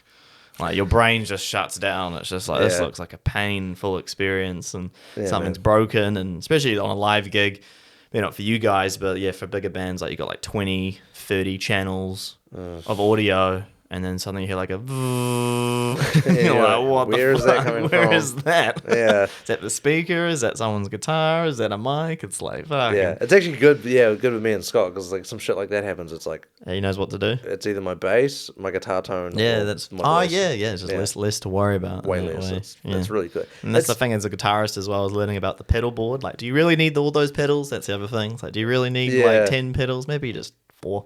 Yeah, yeah. I feel like being a guitarist is like a lot more work than people think it is. Like, there's a lot more shit to just think about than just playing the guitar. Yeah, I think one of the hard things, it depends on what music you're doing. It really does depend. Like for me, when I was in a metal band, but we do kind of like some clean stuff as well. Yeah. Probably like Channel, probably like Ben actually. I didn't talk about this with him, but because going from like distorted to clean to different sorts of tones and making them work live and Yeah. like heard and having them like get across. Yeah, that definitely. can be hard. Yeah, That can be tough. Like I remember often like I'd play in a band and like I'd hear myself clean and it would sound good, but as soon as like something would pick up, I'd just lose all of my tone with like distortion, and like it wouldn't work in the room, and I'm like, fucking people hear anything I'm doing? yeah, Because it's just all gone. Yeah. And it's like yeah, because then I have to put trust in the sound engineer, and I got to put trust in whoever is in charge, or there's no sound engineer, and then you got to walk out and try and figure it out yourself, which Yeah. I've done plenty of times as well. I don't think we've ever had that situation where there's never. been a sound Lucky. engineer. No, I played a lot of shows where there's no one. Oh, really? Yeah, I used Wow. to. Floor gigs and all sorts. Yeah. Even cover band. Like when I cover band, the drummer was the sound engineer for us. So we just have to walk out on the first song and be like, oh yeah, sounds Yeah, like I can hear levels are good. everything. Yeah, I can hear everything, and then ask someone in the crowd like, oh hey bro, like you reckon you just double check, you know, Yeah. like can you hear everything? But cover band, it's all about vocals. No one gives a fuck about anything else. If the Honestly. drums stop, people care, but that's about it. Yeah, Guitar wise, it's like, meh. Yeah, like, I mean, whatever. Unless yeah. it's like a very iconic part. But if the vocals aren't bang on, that's all people care about in a cover band, and with a lot of music in general, to be honest. But especially with a cover band. Yeah, I mean, Yeah. I feel like that's and in the Boondocks, I think like the main draw to like. I don't really know what the main draw is to it, like, but I think it's. I don't think it's. Like Scott's vocals are good, and like he the one thing about him is like he writes like really good melodies. I like his. Yeah, they're catchy. Yeah, I like his very catchy melodies. But I don't think that's the draw. I think it's like the. I think it's the two-piece. I think it's the two-piece. I think it's the two-piece, and in my opinion, I think it's the two-piece, and I think the music that you guys write is for me. I don't mean this in a bad way. Like it's easy to understand. Yeah, but that's how we. That's a good thing though. Yeah, that's how we. But the music is easy to understand. I think that's a big draw. Yeah. Compared to like, I mean, yeah, a lot of other rock bands and stuff, and it gets a bit wishy-washy. Yeah. Or like they're just like, what's happening in this song? What's happening here? And it gets a bit like there's a guitar solo, and then there's this part, and there's a riff here, and then there's a drum bit here, and the vocals are here, and then it's not cohesive. You guys are very cohesive. That's what I'm looking for. Cohesive, thanks, man. I appreciate that. So, it's not easy thing to put, but I think that's a big draw. Like, I watch you guys, I'm like, oh, I watch it, but I guess like it's friendly. Like I told Scotty this, like you guys are rock friendly, like the rock radio station friendly, you know? Yeah, It's good. It's not like an insult. It just means that the music you guys do, it's like easy to understand and easy to get into. That's I love. I think, but that's every musician's. That's everyone talks shit. That's what everyone wants. That's like a. Everybody wants that. Yeah, I think it's a compliment. I think so. It really depends on what you want, and this is always the question I had to ask myself a lot with music and lots of things I've done, and I'm sure you probably guys do. It's like, what is it you want out of the band? Like, what is it that you actually want to achieve? Because that's like, well, do we want to be on the radio? Everyone wants to be on the radio, but if we want to be on the radio, is this going to work on the radio? And it's like, well, no. It's like, well, should we care about radio? Yeah. Because then it's like, maybe we shouldn't care about radio then. Maybe the point is to just do our own thing. Yeah. And have fun that way, which is great. Which is also, but I think you got to accept what you're doing. Like I had the guys from Chasing Titans on, the metalcore band, you know them? Yeah, we've played them a few times. Yeah. Oh, sweet. Yeah, they're cool. Yeah, they're cool, but they're fucking heavy, right? Yeah. Big screamings. There's a bit of melody, but a lot of it's heavy. And it's like, well, you make a decision. We've got screaming in our music. This is going to already alienate like a lot of people. So already you're cutting off a mass amount of people who don't want to listen to that sort of music. Yeah. So you have to kind of like, I think, be aware of what music you're making. It's definitely. Like, you know? Yeah. But I think it's just lucky that, like, my influences, especially, I think Scott has more, like, broad influences. He used to be a major metalhead, and he's loved metal, and he listens to a lot of rap as well, and he loves rap. Whereas I am just such a bread and butter butt rock meathead, then I'm just like down the middle of the road, Foo Fighters, like all the, they're different styles and stuff, but like all the pretty sort of, it's not butt rock, but it's like, it's just commercial, like, Who's the quintessential butt rock band? Crossfade. Ah, yeah. Crossfade. That sort of stuff. That has to be, right? Like Cold. Nickelback's kind of butt rock. Nickelback, yeah, definitely a bit butt rock. Well, so there's a few of those. I'm trying to think of like other names. I remember there's a guy you're probably watching like Finn McKenty and shit. He'll talk about like he's a YouTube personality. Oh, okay. Talks a lot about music and especially heavy metal and alternative music. But he has like a whole thing about butt rock. It's fucking crackup. Oh, that's fair. Yeah. But I try to remember like some of the other bands in there, just like everything butt rock. It's like we do butt rock. Yeah, there was a few other ones. I'm trying to think now what are like the quintessential Metallica. Yeah, honestly, kind of. Honestly, yeah. I've only just started like delving into Metallica. Listening to Metallica. Like it happens to all of us at some point. Yeah, I've only just started it, and I'm not sure if I like it, but I keep listening. That's weird. I'm like, fair enough. I remember when I first started listening to Metallica, what I got into the most, which is kind of buzzy, maybe for some people, is the first album. So Kill 'Em All and Ride the Lightning. Yeah. I loved those. I still do. I think Kill 'Em All is awesome. It's like a punk rock metal album. Yeah. And it's fucking nuts. And it's heavy, it's fast, it's fun. Yeah. I just really enjoy it. Master of Puppets is cool, but I'll be honest, I get a bit bored. Yeah. Because some of the songs are real long, and I understand like it's kind of a concept album and there's a lot of stuff, and I understand impressive for the time period, but listening to it, I'm like, some of the songs are bangers. Like Welcome Home Sanitarium is my favorite. Yeah. Probably my favorite Metallica song off that album. Okay. But as a whole album, I get a bit like, everyone says it's the perfect album. I understand why people say that, but I get a little bit bored. Yeah. It's, I don't know. So I what have I been listening to by then? I started off with one because And Justice for All. Yeah, and that was like the because I was really interested in like because I've always like been on the outside looking at all the Lars hate, just as like a drummer being like, and I'm like, well, is he shit? And then like I'll look at it, and then I'll look at like his like studio recordings, and I'm like, this is good. Like these are good drum parts. Like he's not overly technical, but doesn't need to be. Like it's good. But then I'll go like watch their live shows and stuff, and then I'm like, oh, dude. I was like, that's I'll never forget when I saw Metallica live at back then it was Victor Arena, and I saw them and they played One, and Lars just couldn't do the double kick. He couldn't? Nope. Yeah. When was that? This is like 15 years ago. Wow. Yeah, he couldn't do it. Yeah, and a bunch of other songs. Just like I was like, because they recorded, I think, some of the stuff, and they put them up on their website at the time. Yeah, and it's like, Auckland gig. And I had to listen back, and I'm like, oh, those drums, eh? Oof. Yeah, man. Yeah, but he's like a showman, you know, and he's an amazing businessman and marketer. You know? So great at that sort of stuff. But yeah, as a drummer, like it's fine.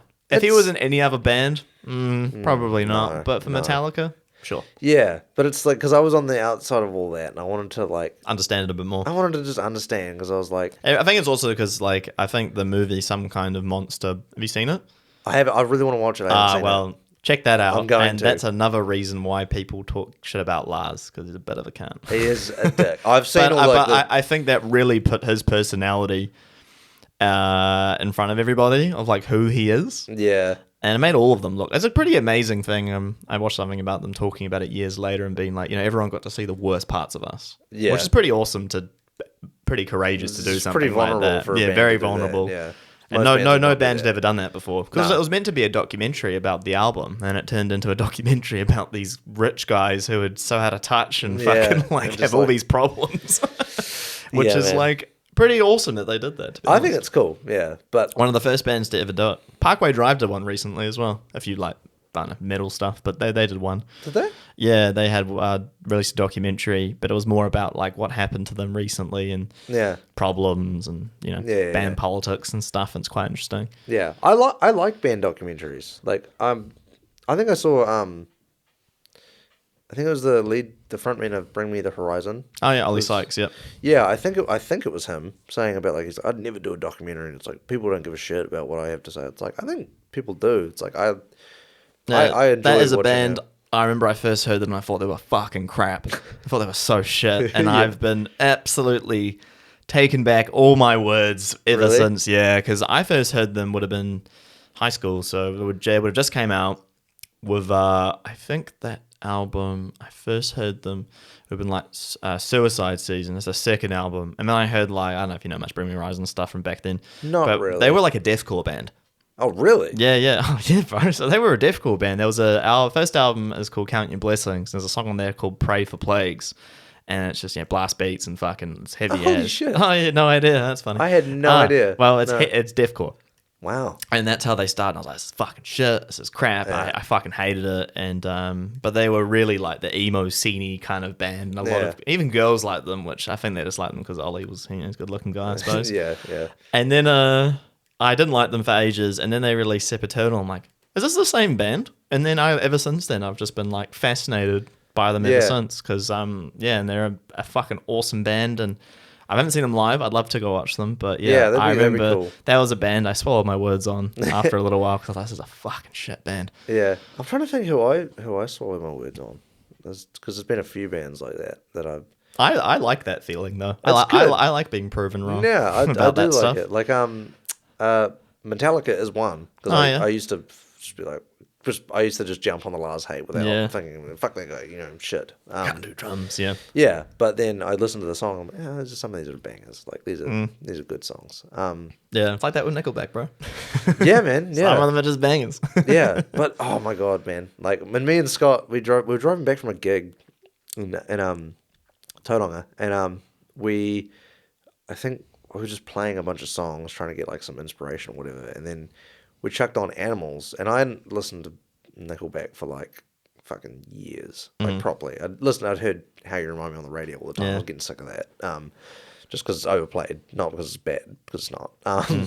But we put Animals on, and then I was just listening to that, and I was like, fuck, this is a cool riff. Like, this is cool. And then the drums come in, and the vocals, I'm like, dude, this song fucking goes, man. This song is awesome. And then I was just like hooked on Nickelback for like 3 months, I think. And then I just followed your words a bit on that. Yeah. Well, it's funny with bands that you do that with. I'm trying to think of other bands I've done that with. Bring Me the Horizon's the biggest one for me, I think, because I fucking laid into them hard back in the day. One band I haven't changed my mind about since then was Asking Alexandria. I still think they're trash. Oh, really? Yeah, I'm not a fan. Not a fan. Okay. I'm not a fan. That's fair. I quite like them. You like them? Yeah. I mean, I'm not like an avid listener, but I think it's just because those first few albums, they did a really good job of I call it dumbing down metalcore. Yeah. They did a good job of it, but there were a lot of other bands that were just so much better. But they managed to, I know, once again, Handsome Boys managed to make it work. Boy band metalcore and stuff would be called. Yeah. But yeah, there's one band I'm like, I still don't really like them all these years later. And I was there in the hype.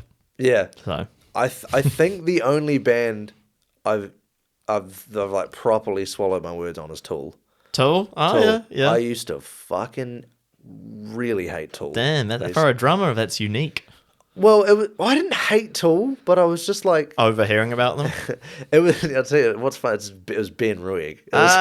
He loves Tool. Yeah. He loves shut Tool. The fuck up about them. Yeah, and I totally understand because I love Tool now. I think Tool's fucking awesome.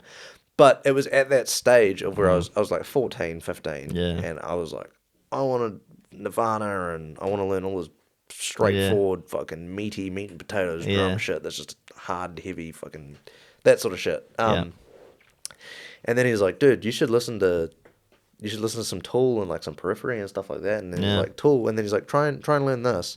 And I'm watching fucking a Tool video, like a drum playthrough on like, I think it was Danny Carey you talking about?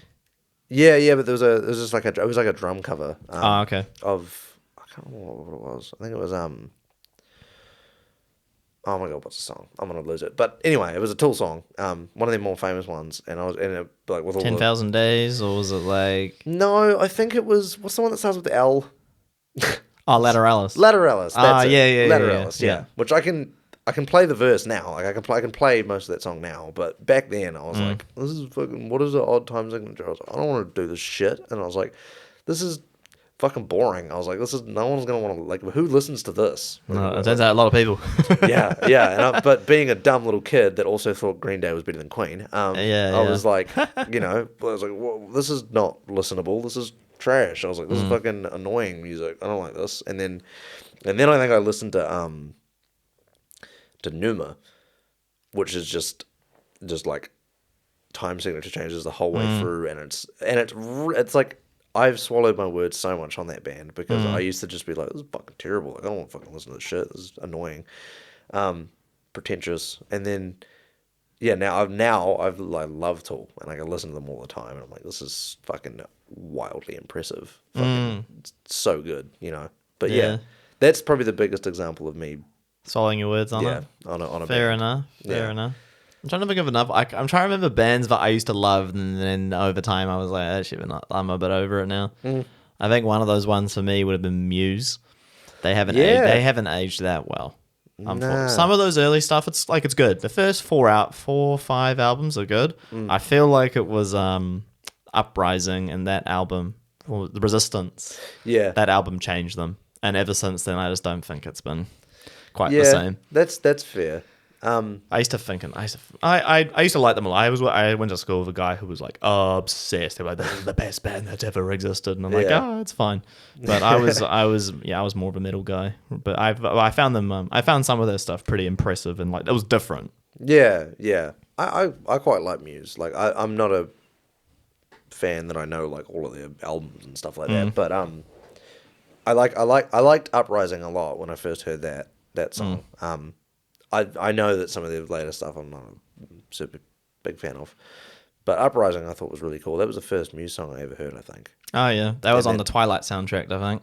Was it Twilight? Was it Twilight? I feel like everything was on the Twilight soundtrack. Nah, Paramore owned the Twilight soundtrack. Paramore, that was them. That was them. Yeah, love Paramore. Yeah, that was a band I never quite got into. Not because I didn't like them. I just never clicked with it. I was around it, like at the hype at the time, but I just never quite got into it. Yeah, I never did. I was more Fall Out Boy, and like I was totally into that genre as well, but I just never quite got in there. But yeah, like Good Charlotte and all that. Oh fuck, I love that shit. I eat that up for dinner. Every night. I was loving it.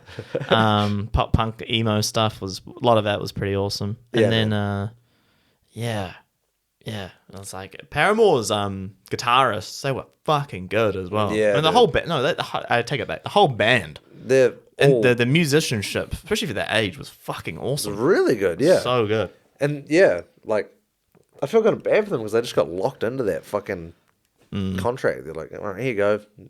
You can't do anything else for 10 years. Just go tour and fucking do this forever now. But they were so good, man. So fucking good. So fucking. I mean, they came here and they sold out. I miss them, man. Yeah, I miss them. I miss them as well. Yeah. Yeah. They were fucking. They're bee's knees, man. Yeah. Like now that I think about it, they were huge as well. Fucking huge. What was another one that like I'm trying to think like I listened to and hasn't aged as well? Because have you got any music like that? Like you listened to back then, like hasn't aged quite as well as like you would have thought. Like you mean like the band over time or just the music? Like, your feelings towards it. I think, what is something like that? Green Day, I'm kind of like that a little bit with Green Day now. Like, that was my first band. I thought they were awesome. Yeah. But I find myself listening to a lot less of their stuff now. American Idiot's timeless, though. Yeah, I fucking love that song. Timeless. The album, though. The album's timeless as well. That song specifically, I fucking love it. Oh, yeah. Yeah. But that album is really fantastic. Like, obviously, it's got, like, Boulevard of Broken Dreams and all that sort of shit on it, which is fantastic. I still do love Green Day, but I think I'm just a little bit less drawn to it now. Yeah, might have exhausted it. Yeah. Especially when you get obsessed with bands. I've had a few bands I've just like, I love this band so much. And then I kind of get a bit like, okay, I was too obsessed with it and I've kind of burned myself out. Yeah. Yeah, that happens. I did that with like Anna Shikari and like a few others. Do you know Anna Shikari? I don't think so. Oh, right. You should check them out. They're different. Electronic hardcore. Oh, wow. Yeah. Check them out, man. That is different. I will check them out, yeah. Yeah. Was it Anna? Anna Shikari. Anna Shikari, yeah. Okay. I was obsessed with them. I still love them now, but I was a band. I was like, anything they do is great. Like, They cannot do any wrong. I still kind of believe that, but they're just so like, they're so out there with their like the sound that they've got. I think the only band that I can is the Foo Fighters that I've never ever gone off them ever once in my life. Like I've been listening to them straight. I think I would check my Spotify Wrapped. They're at the top of my Spotify Wrapped every year, and I was in like. You're such a quintessential like the Rock FM listener. Like, I know you fit the profile. That's dude. why I'm such a consumer, dude. But yeah, no, I fucking love. I've got a tattoo on my wrist. There's some dedication. Yeah, man. I've seen them live twice, and fuck, every time has been banging. First time I saw them, I was very lucky. I got to see them at the town hall.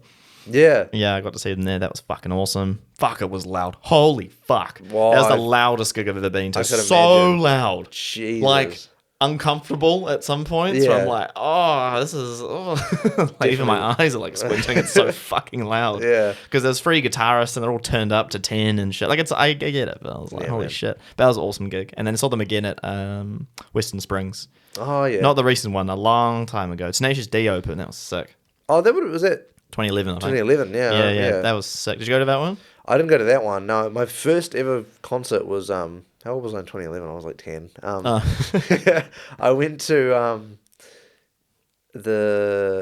one in 2018 at Mount Smart. Oh man, that'd have been It good. was on their Concrete and Gold tour.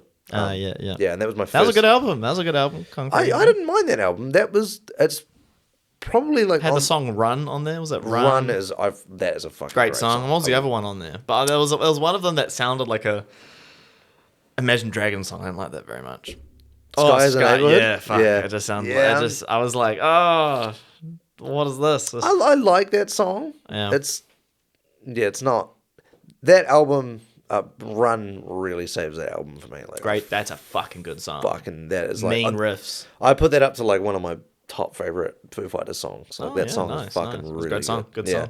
And then there's a few others off that album that I like, but Medicine at Midnight was probably my least favorite album from them, which is the one they did just before the latest one. I haven't listened to anything since Concrete and Gold. Yeah, so it was the one after Concrete and Gold. Right.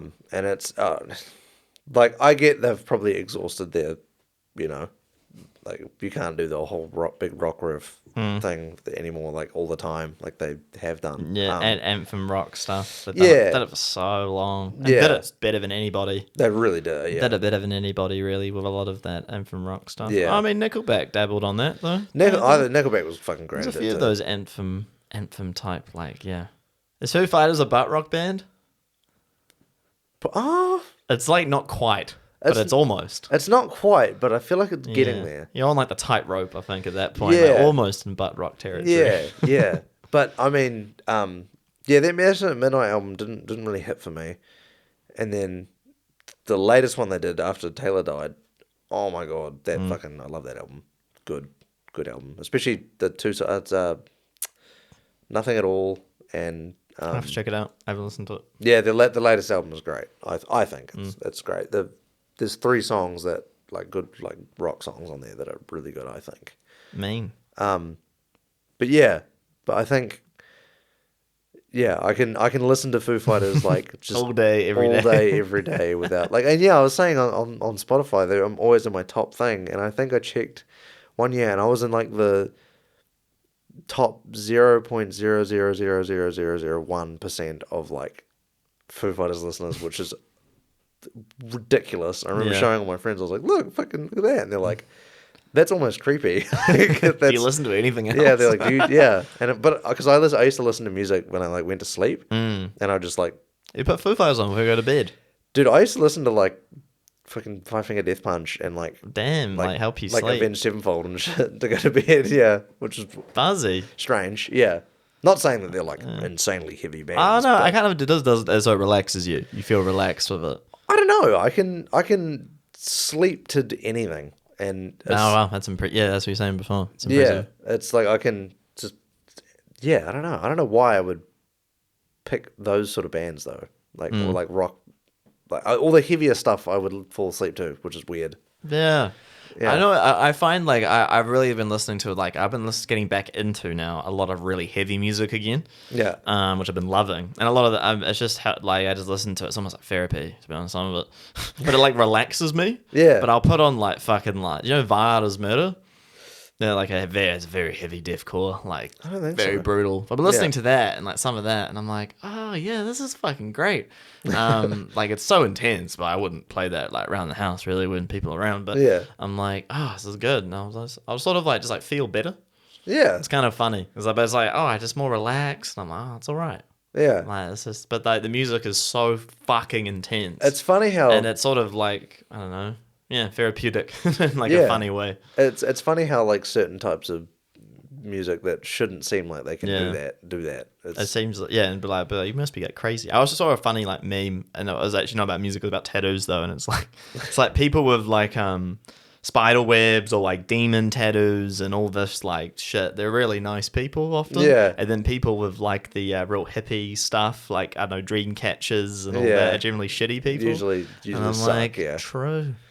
Yeah, it is. Because most metalheads, some of them are kind of weird, but generally people in it are generally pretty nice. Yeah, man. I think Generally. most of the metal bands that we've played with have been really nice people. There's not a whole lot of bands. Weirdly enough, too, it was at the start when we first started playing gigs that people were shitty. We ran into a lot of fucking Negativity. asshole. Yeah, negativity and just Not people not enjoying your music, or just more like, no. new guys. See, I've had people come up to me that are like, "Hey, man, I think it's great that you're doing the. I don't fuck with your music at all, but that's great that you're doing that." I'm like, "That's cool, man. Like, I really don't care if you like the music or not. Like, some of my friends, like, our music is not up their alley at all. Sure, but they still like come to gigs and listen and support and stuff. Yeah, it's yeah. Nice. So I don't give a shit if they didn't like our music, but people would come up and they just start being fucking like. I remember, I think it was our third or fourth gig we ever did. I can't remember what the band's name was called. I would call them out if I could, but I can't remember the name. Start beef. Let's yeah, go. because they were fucking shit anyway. So they came up and we'd just finished playing, and I got down and there was a decentish crowd there, and I was standing by Scott helping him pack up. And the fucking drummer from this other band, this little fucking 5-foot dwarf, comes up and it was like a fucking angry little head short man syndrome or whatever. Yeah. And he came up to Scott and he was like, "Oh, maybe you should worry a little bit less about all the pedals on that board and like start like fucking with your vocals a bit." He's like, Oh, what a fucking dick. yeah, he's like focus on your vocals more than the pedal board. He's like, you don't it was like one of those like, you don't need all this sort of shit. Just be raw. Fuck. And he's like, don't worry about the pedals. And then Scott's like, you moron. You realise, like, the pedals is the whole reason this band sounds like That's this. a two-piece. It's a two-piece. I need that. And he's like, yeah. no, you don't. I was like, fuck. I was like, go away, man. Fucking, you're not providing anything helpful at all. Just piss off. That's shitty. Yeah, luckily, I've never had that. I think, I'll tell you one of the funniest ones I had. Yeah. It wasn't actually about the performance. It was about gear. It's something I've always gotten absolutely livid about at shows. It seems, so blah blah blah is bringing this, the kit. Everyone brings their own cymbals as a drummer, because I used to organize quite a lot of shows, and then a guitarist's like, we'll use this cab, bring your own head, and blah blah blah, and you got your pedals and whatever. And then I played this show, and then this one guy was like, "Oh, bro, you reckon I could just like quickly tune?" And I'm like, "Yeah, bro, just make it quick, because I need to pack up and stuff." And he's like, "Yeah, let me quickly tune." And he's like, "Oh, dude," like, and then it was suddenly like, "Oh, can I use your amp?" I'm like, the whole thing. And he's like, yeah. And I'm like, where's yours? And he's like, oh, I don't have it. And I'm like, I'd rather you don't. If you don't have it though, like, fuck, you have to play. Yeah. And then he's like, oh, just leave your pedal board up here as well. And I'm like, no, bro, I'm not leaving you with my pedal board. Fuck. And then it started asking for like some cables and stuff, and I'm like, bro, what the fuck? Did he bring anything? I was getting he brought a guitar, I think. Oh god. I was getting so annoyed about it. Yeah, man. But it was just suddenly like, I hate people like that. It's like, suddenly, I think with the drummer in my band, they were like, I'll just use your drum kit, what you've got, and he would have these really weird double kick pedals. I can't remember what brand they were. Quite a weird one. Yeah. Iron Cobra, was it Iron Cobras? Iron Cobras, yeah, it might have been Iron Cobras. Demon? Demons? I don't remember. I'm not very good with pedal drum brands. Yeah. But they were kind of a weird, they're not normal, like the way you have to go really hard on them. They're like the way that they're not, is it weighted or whatever? Oh, they're not chain driven. Yeah. Like, I need my mate here to explain it better. But it'd be quite difficult for most drummers, because the way he'd have them set up is a bit strange. Yeah. And then he's like, okay, you want to use them? Like, fuck, whatever. Yeah. But that pissed me off though. Yeah. I hate people who like ask for heaps of gear, especially on the night when you've like talked about like who brings what. Yeah, man. Hate that shit. Like, yeah, I'm super chill with lending out gear if I've seen the person play before. Yeah. Like, or if I've played with them before. Know kind of who they are. Yeah. Then I'm like, where are my sticks gone? Oh, I don't know, bro. They're actually in my bag, but... Yeah. Fuck, I've seen that shit before. Yeah. Like, people taking bits of gear. I've lost so much shit. Gear. Leads, that's a common one for guitarists. Like, leads and stuff. Yeah. Scott's lost a few leads. Leads. Somebody can suck that up. But I haven't done like local original shows in a while, and like dealing with that. So. I mean, it's good now because we're getting to the point where we're playing with like a lot of bands we just like. And you're playing with a lot of bands who take it like who aren't fucking numpties. yeah, man. And they're like all really good musicians, and they're all like respectable, and they're all nice. It's like we care about our show. It's like and then just no. I love where it is now, because we're just hanging out with like nice people and cool people, and it's just like it's a good makes a big difference. Yeah, man. Like all the people in like Pink Plates, like Retro Valley, fucking Animal Head, like all these sort of people are just like. I really got to get Animal Head on here, actually. I've known those guys. Well, not personally, but because I played gigs with them back. They've been together for 10 years. Yeah. And that's when my band was playing. So, yeah, I've known them for a while. But, yeah, they're still cranking it. It's good to see them with, like, almost like a newfound popularity. Yeah. They were grinding for ages. They are so good, man. They are ridiculously good. Their new song's awesome. What's it called? D42. Yeah, it's mean. Yeah, fuck, it goes hard, man. That's a mean song. I love that song. When I first heard them, I always have this thing when I hear bands, and I'm like, if they're for some reason, I don't know why, if they're really, really good, I won't think they're from New Zealand. I was like, I won't. I know what you mean, though. You know, yeah. I know what you mean. It's not like New Zealand just bands like, shit. it's still that sort of thinking, though, I think. It's that sort of like, they're that good. Like, are they from Australia? Yeah, I'm like, they must be from the US. They must be huge. And then, Yeah. there must be a big, huge US band that like tours the world. And then Scott's like, we're doing a show with Animal Head. I'm like, oh, cool. Yeah.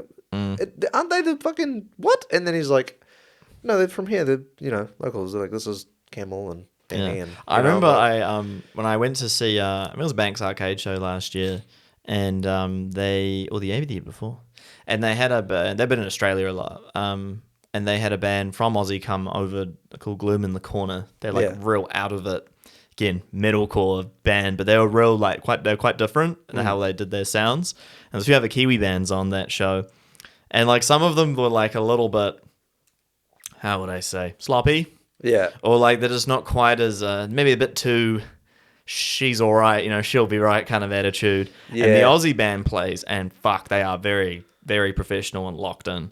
And like how they act on stage and their antics, and some of them doing weird acrobatic stuff and like really crazy breakdowns to crowd work. I'm like, fuck. But I think it's also because the market over there is so competitive. You need to work really hard to stand out and do something. Yeah. Whereas in New Zealand, like, I think people just they're just too lazy. Yeah, and man. it's just the attitude. Just like, oh, well, it's fine. Yeah. But yeah, I noticed that. I remember I watched that and I was like, yeah, these guys are definitely from Australia. And I was with my mate and he's like, yeah, they're an Aussie band. Yeah, because like he one of our Scotty was on the podcast. He used to be in bands in Australia, yeah. So he kind of understands like like especially like comparing to New Zealand bands, like how they perform to like little things. And I was like, yeah, just the level of professionalism just a bit better. Yeah, man. Yeah, like there's.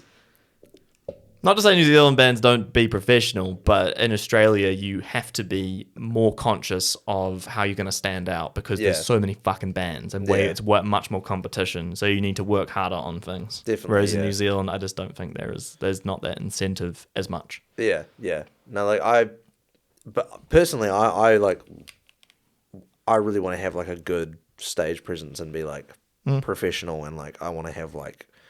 Be like super fucking tight, and like I want to be like a. You guys got stage presence. You guys got buzz when you come and play. I noticed it. Yeah, man. That's like that's what we try to do. Like I struggle with it. It's not easy. It's hard. Yeah, yeah.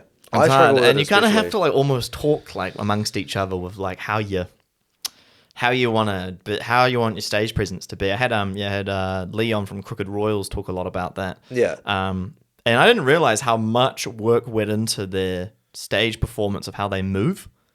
Oh, really? Yeah, I didn't realize, but they're because I had I guess it must be their manager, I think, who told them like what they need to do live and how they can keep people's attention in the crowd. Yeah. And how, because there's two singers, and how they move on stage and how the guitarist and bassist will like swap places.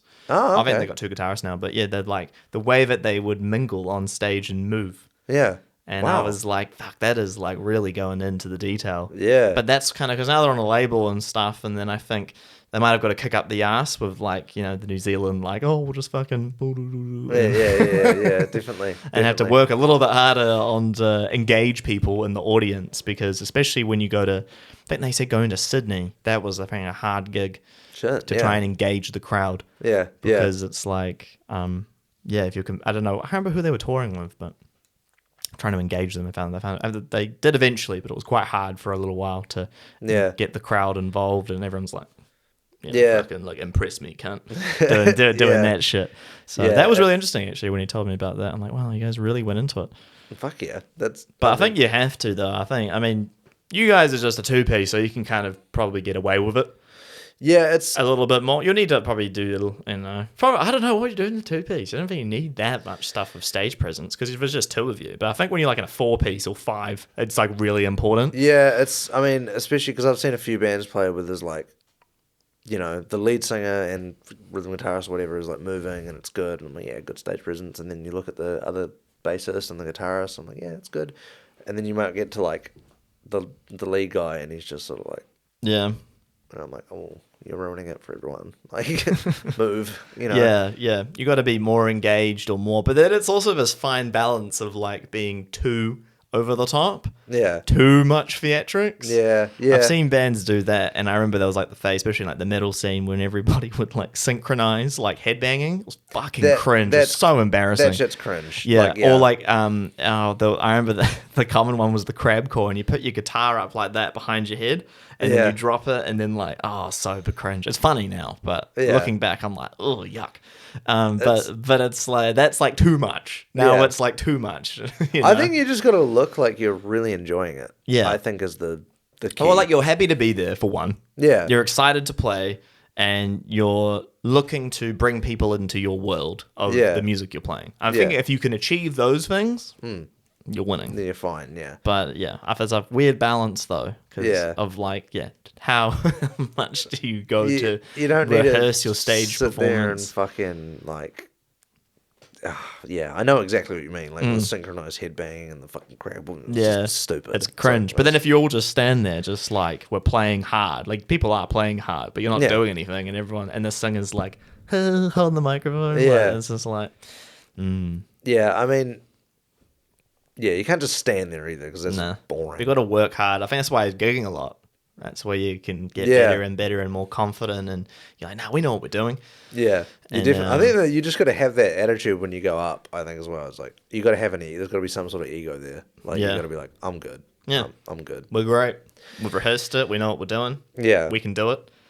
Which is I always tell Scott, like whenever because he's real harsh on himself when he comes off stage, like he'll walk off and he's just like, oh man, that sucked. Even if it was like a really good show, he's just very self-critical, and I'm always like the balance to that. Positive. Like, I'm like, no man, it was sweet. Even if we did, you fuck up sometimes. But it's like it's not. No one cares. No one cares. No one cares. If you recover and keep going, it's like if you miss a note vocally, it's just like, oh yeah, you missed the note. But if you recover, it's like. Yeah. No one really. People want the vibe more than the perfection of it. Yeah. That's something I've noticed with music a lot. I remember when I was in a guitar, when I was playing a lot, not even a cover band, I was actually worse. I was lazy. But when I was in originals, I was very, very fussy. Yeah. And I'd be like, I didn't change my tone at the right point. Just getting like super technical, like I didn't like quite hit it the way I wanted it to with my harmonics or something ridiculous. Yeah, and it's like, God, no one gives a fuck about. Yeah, no one cares, man. It's and no one's even paying attention to you because everyone's listening to the vocals in that part. And I'm like, oh yeah, true. Yeah, exactly. Like, I mean, I do try to achieve like close to perfection. Not perfection, but I think if you rehearse enough and you know exactly what you're doing at all the times in the songs, and you're happy with it, and everything's tight as it can be in the rehearsal, when you go live, you should just, in my opinion, I started thinking like, I should just let my hair down. Sorry. Yeah. Let my hair down. And be like, fuck it. Yeah. Like now we've done all the work. Now let's go have fun. Yeah, exactly. Because let's have fun now. The live performance is supposed to be fun. Yeah, like you've put in all the hard work if you've done the rehearsals and stuff and worked hard, which I know you guys do. Yeah. But if you do that, it's like, yeah, see, it's funny, we've done the training. Now it's time for the fun part. Yeah. Like with rehearsals and that, I think we sort of learned that we can't do too much. We can't rehearse too much. Like it depends on I think it depends on like how you are as a band. I used to rehearse way too much, like twice, 3 times a week. In a band, and it'd be a lot. You need at least one a week, I think. I think at your guys' level now, because you guys do gig a lot. Yeah, I think it's like, let's just make sure we rehearse once or twice before the gig. But I think in the beginning, you guys probably had to rehearse a fuckload. We definitely we would do it a lot more. But I feel like as time goes on, you can damper it down a bit. Depends on what you're doing. Are you songwriting? Hey, we need to play a lot. Yeah, if you're songwriting, which we are at the moment, we'll rehearse a lot more. But if we've got a gig coming up, it's usually we'll try to get a set list and then play all the songs and then just make sure you know all the songs, and the amount of gigs that we've done and the amount of times, so many gigs, the amount of times that we've played Alone and Payday and Nice Guy and Black Taxi, it's like, can be a bit rough if you just rehearse them all the time. Yeah, and then they start getting bad. Yeah. That's something weird as well that can happen if you play them too much. If you play them too much, you start... I almost start fucking shit up. Yeah. Because I'm like, I need to try and make it interesting. I need to fucking do something else because I'm doing the same fucking drum beat for the whole time. And then... But yeah, so if we rehearse too much, I think for songs that we already are completely okay with, then it doesn't usually end well. But yeah, we don't like those songs. We don't need to rehearse for it as well. No, at all. You don't need to do that as much anymore. It's just you just remember. Yeah, maybe have a rehearsal before a gig. But if you're doing a lot of shows in a row, it's no, we don't need to rehearse. Yeah, no, yeah, it's just go. That's fine. That's fine. Yeah, definitely. Yeah, that's a good way of doing it. Yeah. But you burn yourself out on songs as well. Yeah, but the other day we did the Animal Head 10th anniversary gig. We played with them. And we played. It was the first time we'd played a completely new song that no one had heard before. We'd recorded the song first and then played it live. No one else had ever heard it. Usually we always write a song, play it live a few times, and then record it. But we'd recorded this song and then played it live at the Animal Head thing, and it was fucking nerve-wracking. It was fuck, we haven't written and played a new song, a new song in a few months. I forgot how fucking nerve-wracking it is. It's fuck, I gotta think about the parts. I have to think about where I'm gonna be doing shit because I haven't played this live before, which is you sort of fall into a comfort bubble of I know these songs, it's fine. Yeah. And then you get to the one that's it's different. Yeah, shit, I did this last week. Fuck, I only wrote this drum part last week. I gotta fucking lock in. But yeah. You did it, that's cool. All right, bro. I think we are nearing the end, I think. Yes, we'll do some quick fires, and I think we'll be on our way. Yeah, cool, dude. All right.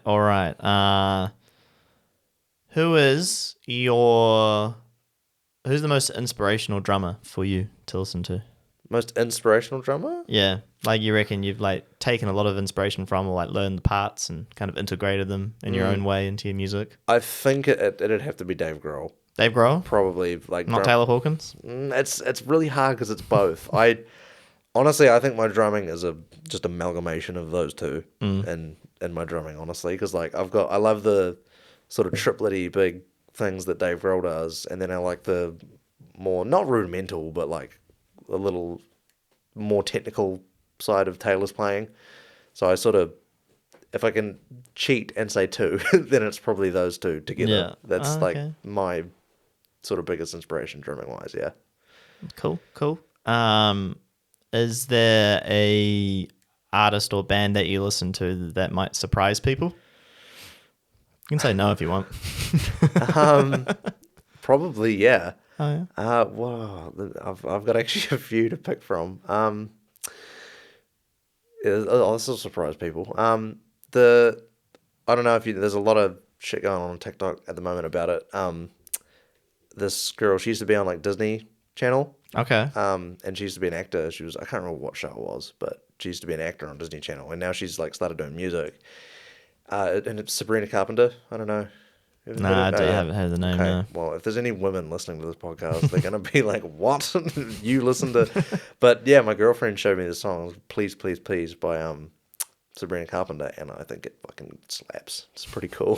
So that's probably it's way out of left field for me. This is super just pop, indie pop. Cool. Yeah, but yeah, probably that. What else I got? Favorite? What's a post-gig food? What do you like to eat after you've gigged? Oh, post-gig food? We get Maccas all the time after gigs. Standard, yeah. But it's not really It's anything that's open. So yeah. If I had, that's true. If I had the choice. If you had the choice? Okay, what if you had the choice? Oh, God. Favorite. something with a lot of salt, because I feel like you Yeah, the greasy food, eh? Yeah. There's something about having some grease after a gig. you lose so much sweat when you play. So it's like I don't know. Maybe Macca's is probably fine. Maybe like lamb on chips. Actually, yeah. No, here we go. Lamb on chips, like Turkish. Oh yeah, Turkish. Yeah. Oh my god, that would be. That's like my fucking. That's if the I could have go-to. that, yeah. I love that shit, man. Especially if I'm like drunk or whatever. That's like a great scran to have. Is just meat on chips. Meat on chips. Meat on chips, Can't go man. wrong. Yeah, it's delicious. Oh, okay. So since you're from a small town in Auckland, would you even call yourself an Aucklander? I always, whenever I go away, like if I Yeah. ever go down south or something, I call myself like North Waikato. North Waikato. North Waikato, because Yeah. a lot of people tend to not like Aucklanders. So Oh, really? I've never known that. Of course I know. yeah, it's I'm Jaffa as fuck. I actually embrace it, to be honest. yeah, fuck. Well, I feel like if you embrace it, then it's fine. I love being a Jaffa. Yeah, yeah. I really do, because it winds people up. Some people, generally would. people in like South who don't like it, Yeah. which makes me laugh. Yeah, I just try to avoid especially if people look like inclined to not like you because of where you're from, then I will. Those people fucking suck. They do.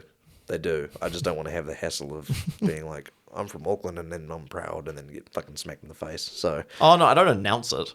I think it's just, No, I no, think no. if people start giving me shit, I'll just be like, yeah, well, where are you from? That's right, no one cares. yeah. You just start feeding into it. My yeah. favourite one is the Christchurch one. I remember there was a guy I used to know and he'd give me shit about Auckland. I'm like, where are you from? It's like Christchurch. It's like, oh. Yeah. That's a dark joke, but I'd be like, well, there's a reason why the earthquake happened there. Yeah, dude, that city is so fucking boring, man. It is. I do And not like people this. really don't like Aucklanders in Christchurch. That's Yeah. for sure. They fucking Yeah. don't. That's why I make that brutal joke, by the way, because I've had a lot of shit from people from Christchurch, which Yeah, I man. understand. I mean, I've met the flat white Jaffas in Auckland. I understand, Yeah. I get it. But, Yeah. like, we're not all like that.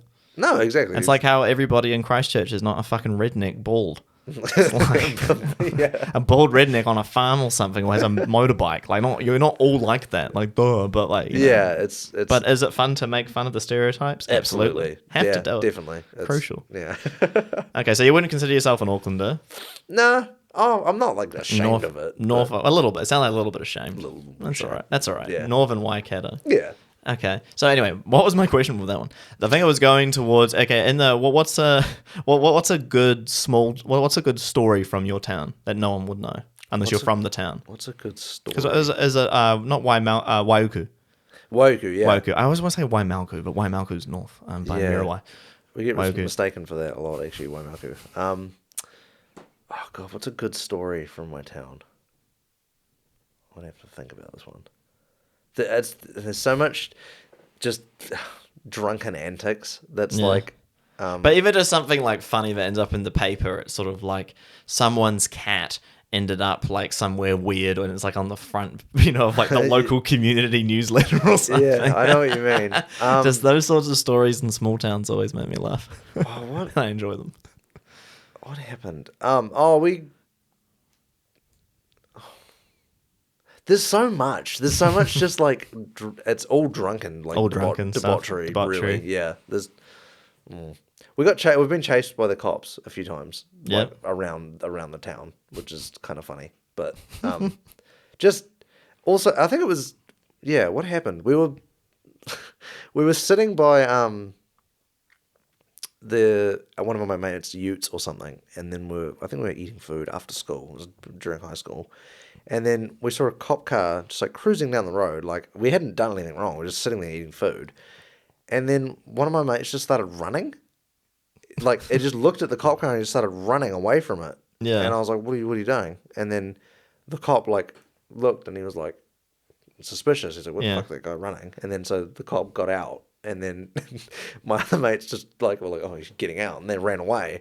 And I'm like, why are you guys all running? Like, What have you done? We haven't done Have you anything. killed anybody? Like, and then the cop like started chasing them, and he like chased them down through town. I'm like, what the fuck? No one even has done anything. You guys are just running away from a cop for no reason. Yeah. And the cop caught him, and then like interrogated him. He's like, what the fuck? What have you guys been doing? Like, what's the suspicion? And then my mate's just like, I don't know. I'm just like, what? I got nervous because I saw you. He's like, I got nervous because I saw a cop. I was like, you are a fucking idiot. Like, that is... I don't know if that's that interesting, really, but that's, yeah.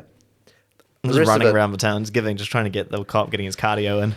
Yeah, pretty much. Well, yeah. Our town's surprisingly, like, chill, kind of. There's not a whole lot that happens there. No, but no, I mean, there generally isn't. But there's generally, I find there's always some quirky stories normally when like small towns. Or something wild as fuck, which will come out sometimes as well. Like oh crazy. My God. There's a fucking crazy. This is crazy. It's pretty dark, but it's fucking crazy. Let's go. What is it? So the owner, well, I don't think it was the owner. He worked at, this was years ago. Guy worked at the Kennish, which is the pub in Waiku, like the main pub. It's the oldest licensed pub in New Zealand. Yeah, old. And I think it was a chef. I can't remember what he was that worked there, but he was a pretty big part of the Kennish. And like he was like well liked in the community. He was like a nice guy or whatever. And I think I can't remember what happened, but somehow people found out that he had like a ridiculous amount of like child porn or something. Oh, fuck. Yeah, it was like, it was disgusting.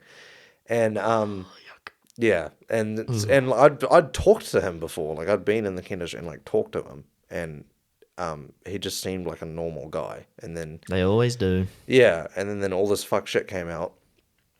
And actually, which I thought was quite cool, Waiku, like, sort of fucking locked in together and they went and they burned his house down. Damn. So fair enough. There's like mob of people. I think enough. he was away like on trial or whatever for this fucking horrendous shit. Everyone just got together. Everyone was like, you know. Yeah, and I remember driving down, and then someone was in the car with me, and they're like, "Oh, this is where that fucking dude that had all the, you know, he used to live." And then I was driving down, I was like, "Oh, fuck this guy." And then there's just this burnt down house, and I was like, "Oh, like." Waiku got him. Like, yeah, fucking burned his house down. Fair enough. Good shit. And no one got in trouble because everyone's like in the know. Yeah, everyone's in the know. And maybe the police agree as well. I would say so. Like nobody like ratted out whoever burned the house down or whatever. But it was Oh, cigarette. yeah. But that was probably the most wild shit that's here. It's like, damn, that is a fucking crazy story. Yeah, that's a good one. Yeah, but yeah, it was fucking great, and it was like a ridiculous amount too. It was like disgusting. Yuck. Yeah, but he's in jail, so that's good, which is awesome. Yeah, hopefully for a long time. Yeah, that shit's fucking disgusting. Anytime it's like, oh yeah, because it's like, bleh. Yeah, and it's funny too because usually all the like the people that are unsuspecting and you don't think are like fucked up are fucked up. But yeah, everyone can hide it. Psychopaths are very good at hiding it. Yeah. I mean, even think of like, who's the real famous documentary? Was it Jeffrey Dahmer? No, who's the real handsome fella? Ted Bundy. Yeah. Yeah, so that's a classic one. Yeah. Oh, he's good looking. He can't be a murderer. Yeah, and he's like his classic case. Fairly confident. Like, he doesn't look like the typical like glasses, like messed up hair, like acne and like. Ugh. It's just like people just judgmental dicks. But he's good looking. It's like, oh, how could he be? Yeah, it's and then like, he turns out to be like the most fucked up one of them all. Yeah, that's a common thing in life. I think looks are always deceiving. Yeah, and it's people are gonna judge you straight away off how you look. It's 100%. If you're good looking, you can get away with anything. Oh, that's the thing people talk about all the time. If you're good looking, you get away with a lot. Yeah, you can get away with a lot. It's a shitload easier. Yeah, or I think even just confidence is a big one. If you're confident, and you can get your point across, good. Yeah, you can easily get away with shit. Yeah, if you're like well articulated and you're confident, it's people that are like meek and fucking that doesn't tend to get hammered. But yeah. That's a crazy story. Yeah, damn, that's a good one. That's probably the craziest thing that's happened in Waiku, yeah. Damn, Waiku, eh? Yeah, all right. Yeah. Bit of Waiku history for everybody listening. Yeah. Even better from overseas. It's like small town New Zealand story. Yeah. Sorry it was so dark, but yeah. Bro, that's fucking it's good to have variety of content and stories and shit. Yeah, gotta have it all. Yeah, okay, I'll give you one last one. All right. I like giving this one. Is craziest gig story. Now it could be a gig that you played in the Boondocks or channeled, or it could be just like a show you went to watch. Okay. Like the craziest one. Craziest gig story.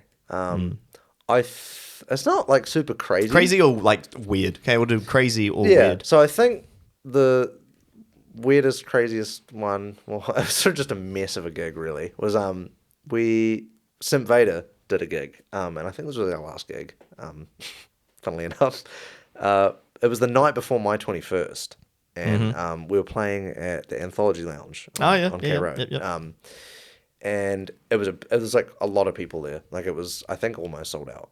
And this was like our first gig outside of the Awhitu Social Club. And so we went and did this Moving gig. up in the world. Yeah, man. Yeah, K Road. And then the sound was really bad. I remember that. The sound that night, I don't know if it was the engineer or just what was going on, but it was not good sound.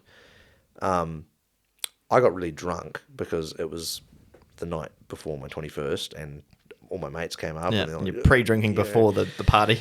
Yeah. A day before. The day before. Yeah, it was quite bad actually. But yeah, and then so I got quite drunk and then I fucked up quite a few bits to the songs, and I remember Scott's like looking back at me like, fucking Jesus, sort it out, man. And I'm like, oh God.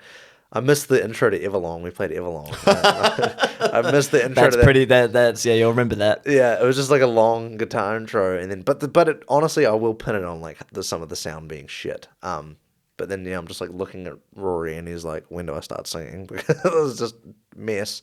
And then what happened? My snare drum stand, it like broke, and the snare was like falling out, and so I was holding the snare in between my legs while I was playing. Like trying to like, oh, okay. I was literally like holding it with my knees so I didn't like fall onto the floor, and I was still like playing the drums. And then my friend was in the crowd who was also really drunk, and I was looking at him, and he looked at me. He's like, and I was like, no, I need help. I was like mouthing to him, I need help. And then so he runs up on stage. It's my best friend Ethan.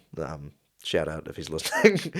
He ran up, and then he sort of stood on the stage, and he didn't know what to do because he's not a drummer. He doesn't know what any of the drums He's one of the helmets. I mean, yeah. There's heart's in the right place. Yeah, but so he's he sort of doesn't know just what like he's doing. standing over me, looking at me, and I'm like looking up at him, like, my snare drum. Can you put the snare drum back on the stand? Yeah. And he's like, oh, well, I don't know what a snare drum is. And then I'm like, I'm trying to, but I can't point because I'm like playing drums. Yeah. So I think he didn't even do anything. He just stood up there for like 2 minutes and then just looked, and he was like fiddling around with some bits of the drums.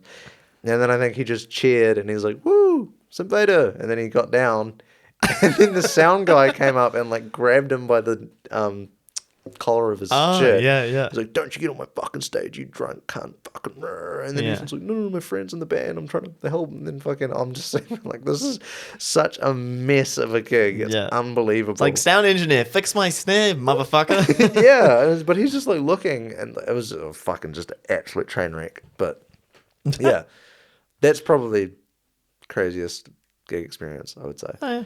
Yeah, man. That's a pretty like innocent one. Pretty innocent one. I don't think anything. Just a bit weird.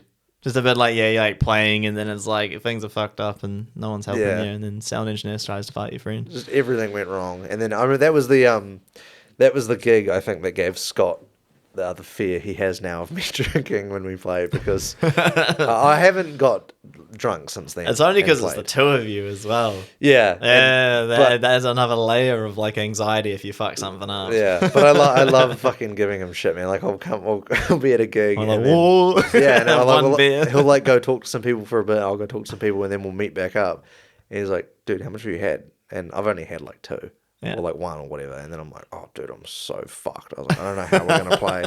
And he's like, he's like, you could see his face just like, oh no. So unimpressed. And I'm like, dude, I'm kidding. I'm fine. And then, but I think he's just, because he can't tell when I'm joking. Yeah. So he's like, fuck it, don't get drunk. And get too locked in. He's like, no. Yeah. That's pretty funny.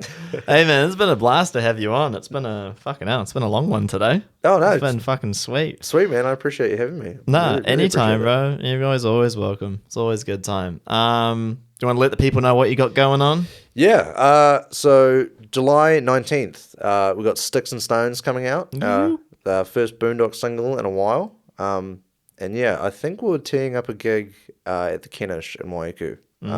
So we'll be doing something that we don't have a date specifically right now, but you know, watch the Boondocks. Is it going to be in July, August, or? It should be in July, I think. Oh, yeah. I think we're teeing, it's nothing's confirmed yet, but we're going to tee up doing a gig. Damn, I might have to come out. come out your guys' way. Make the trek. Make the trek. Yeah, man. But yeah, so we'll be announcing that some point soon on Instagram and Facebook and all the socials and that. So yeah, keep an eye out and yeah, appreciate it. Mean. Sharp, bro. Thanks for coming on. Cool, man. And I think we'll call it there. Thanks everyone for listening and appreciate it. Thank you. Bye.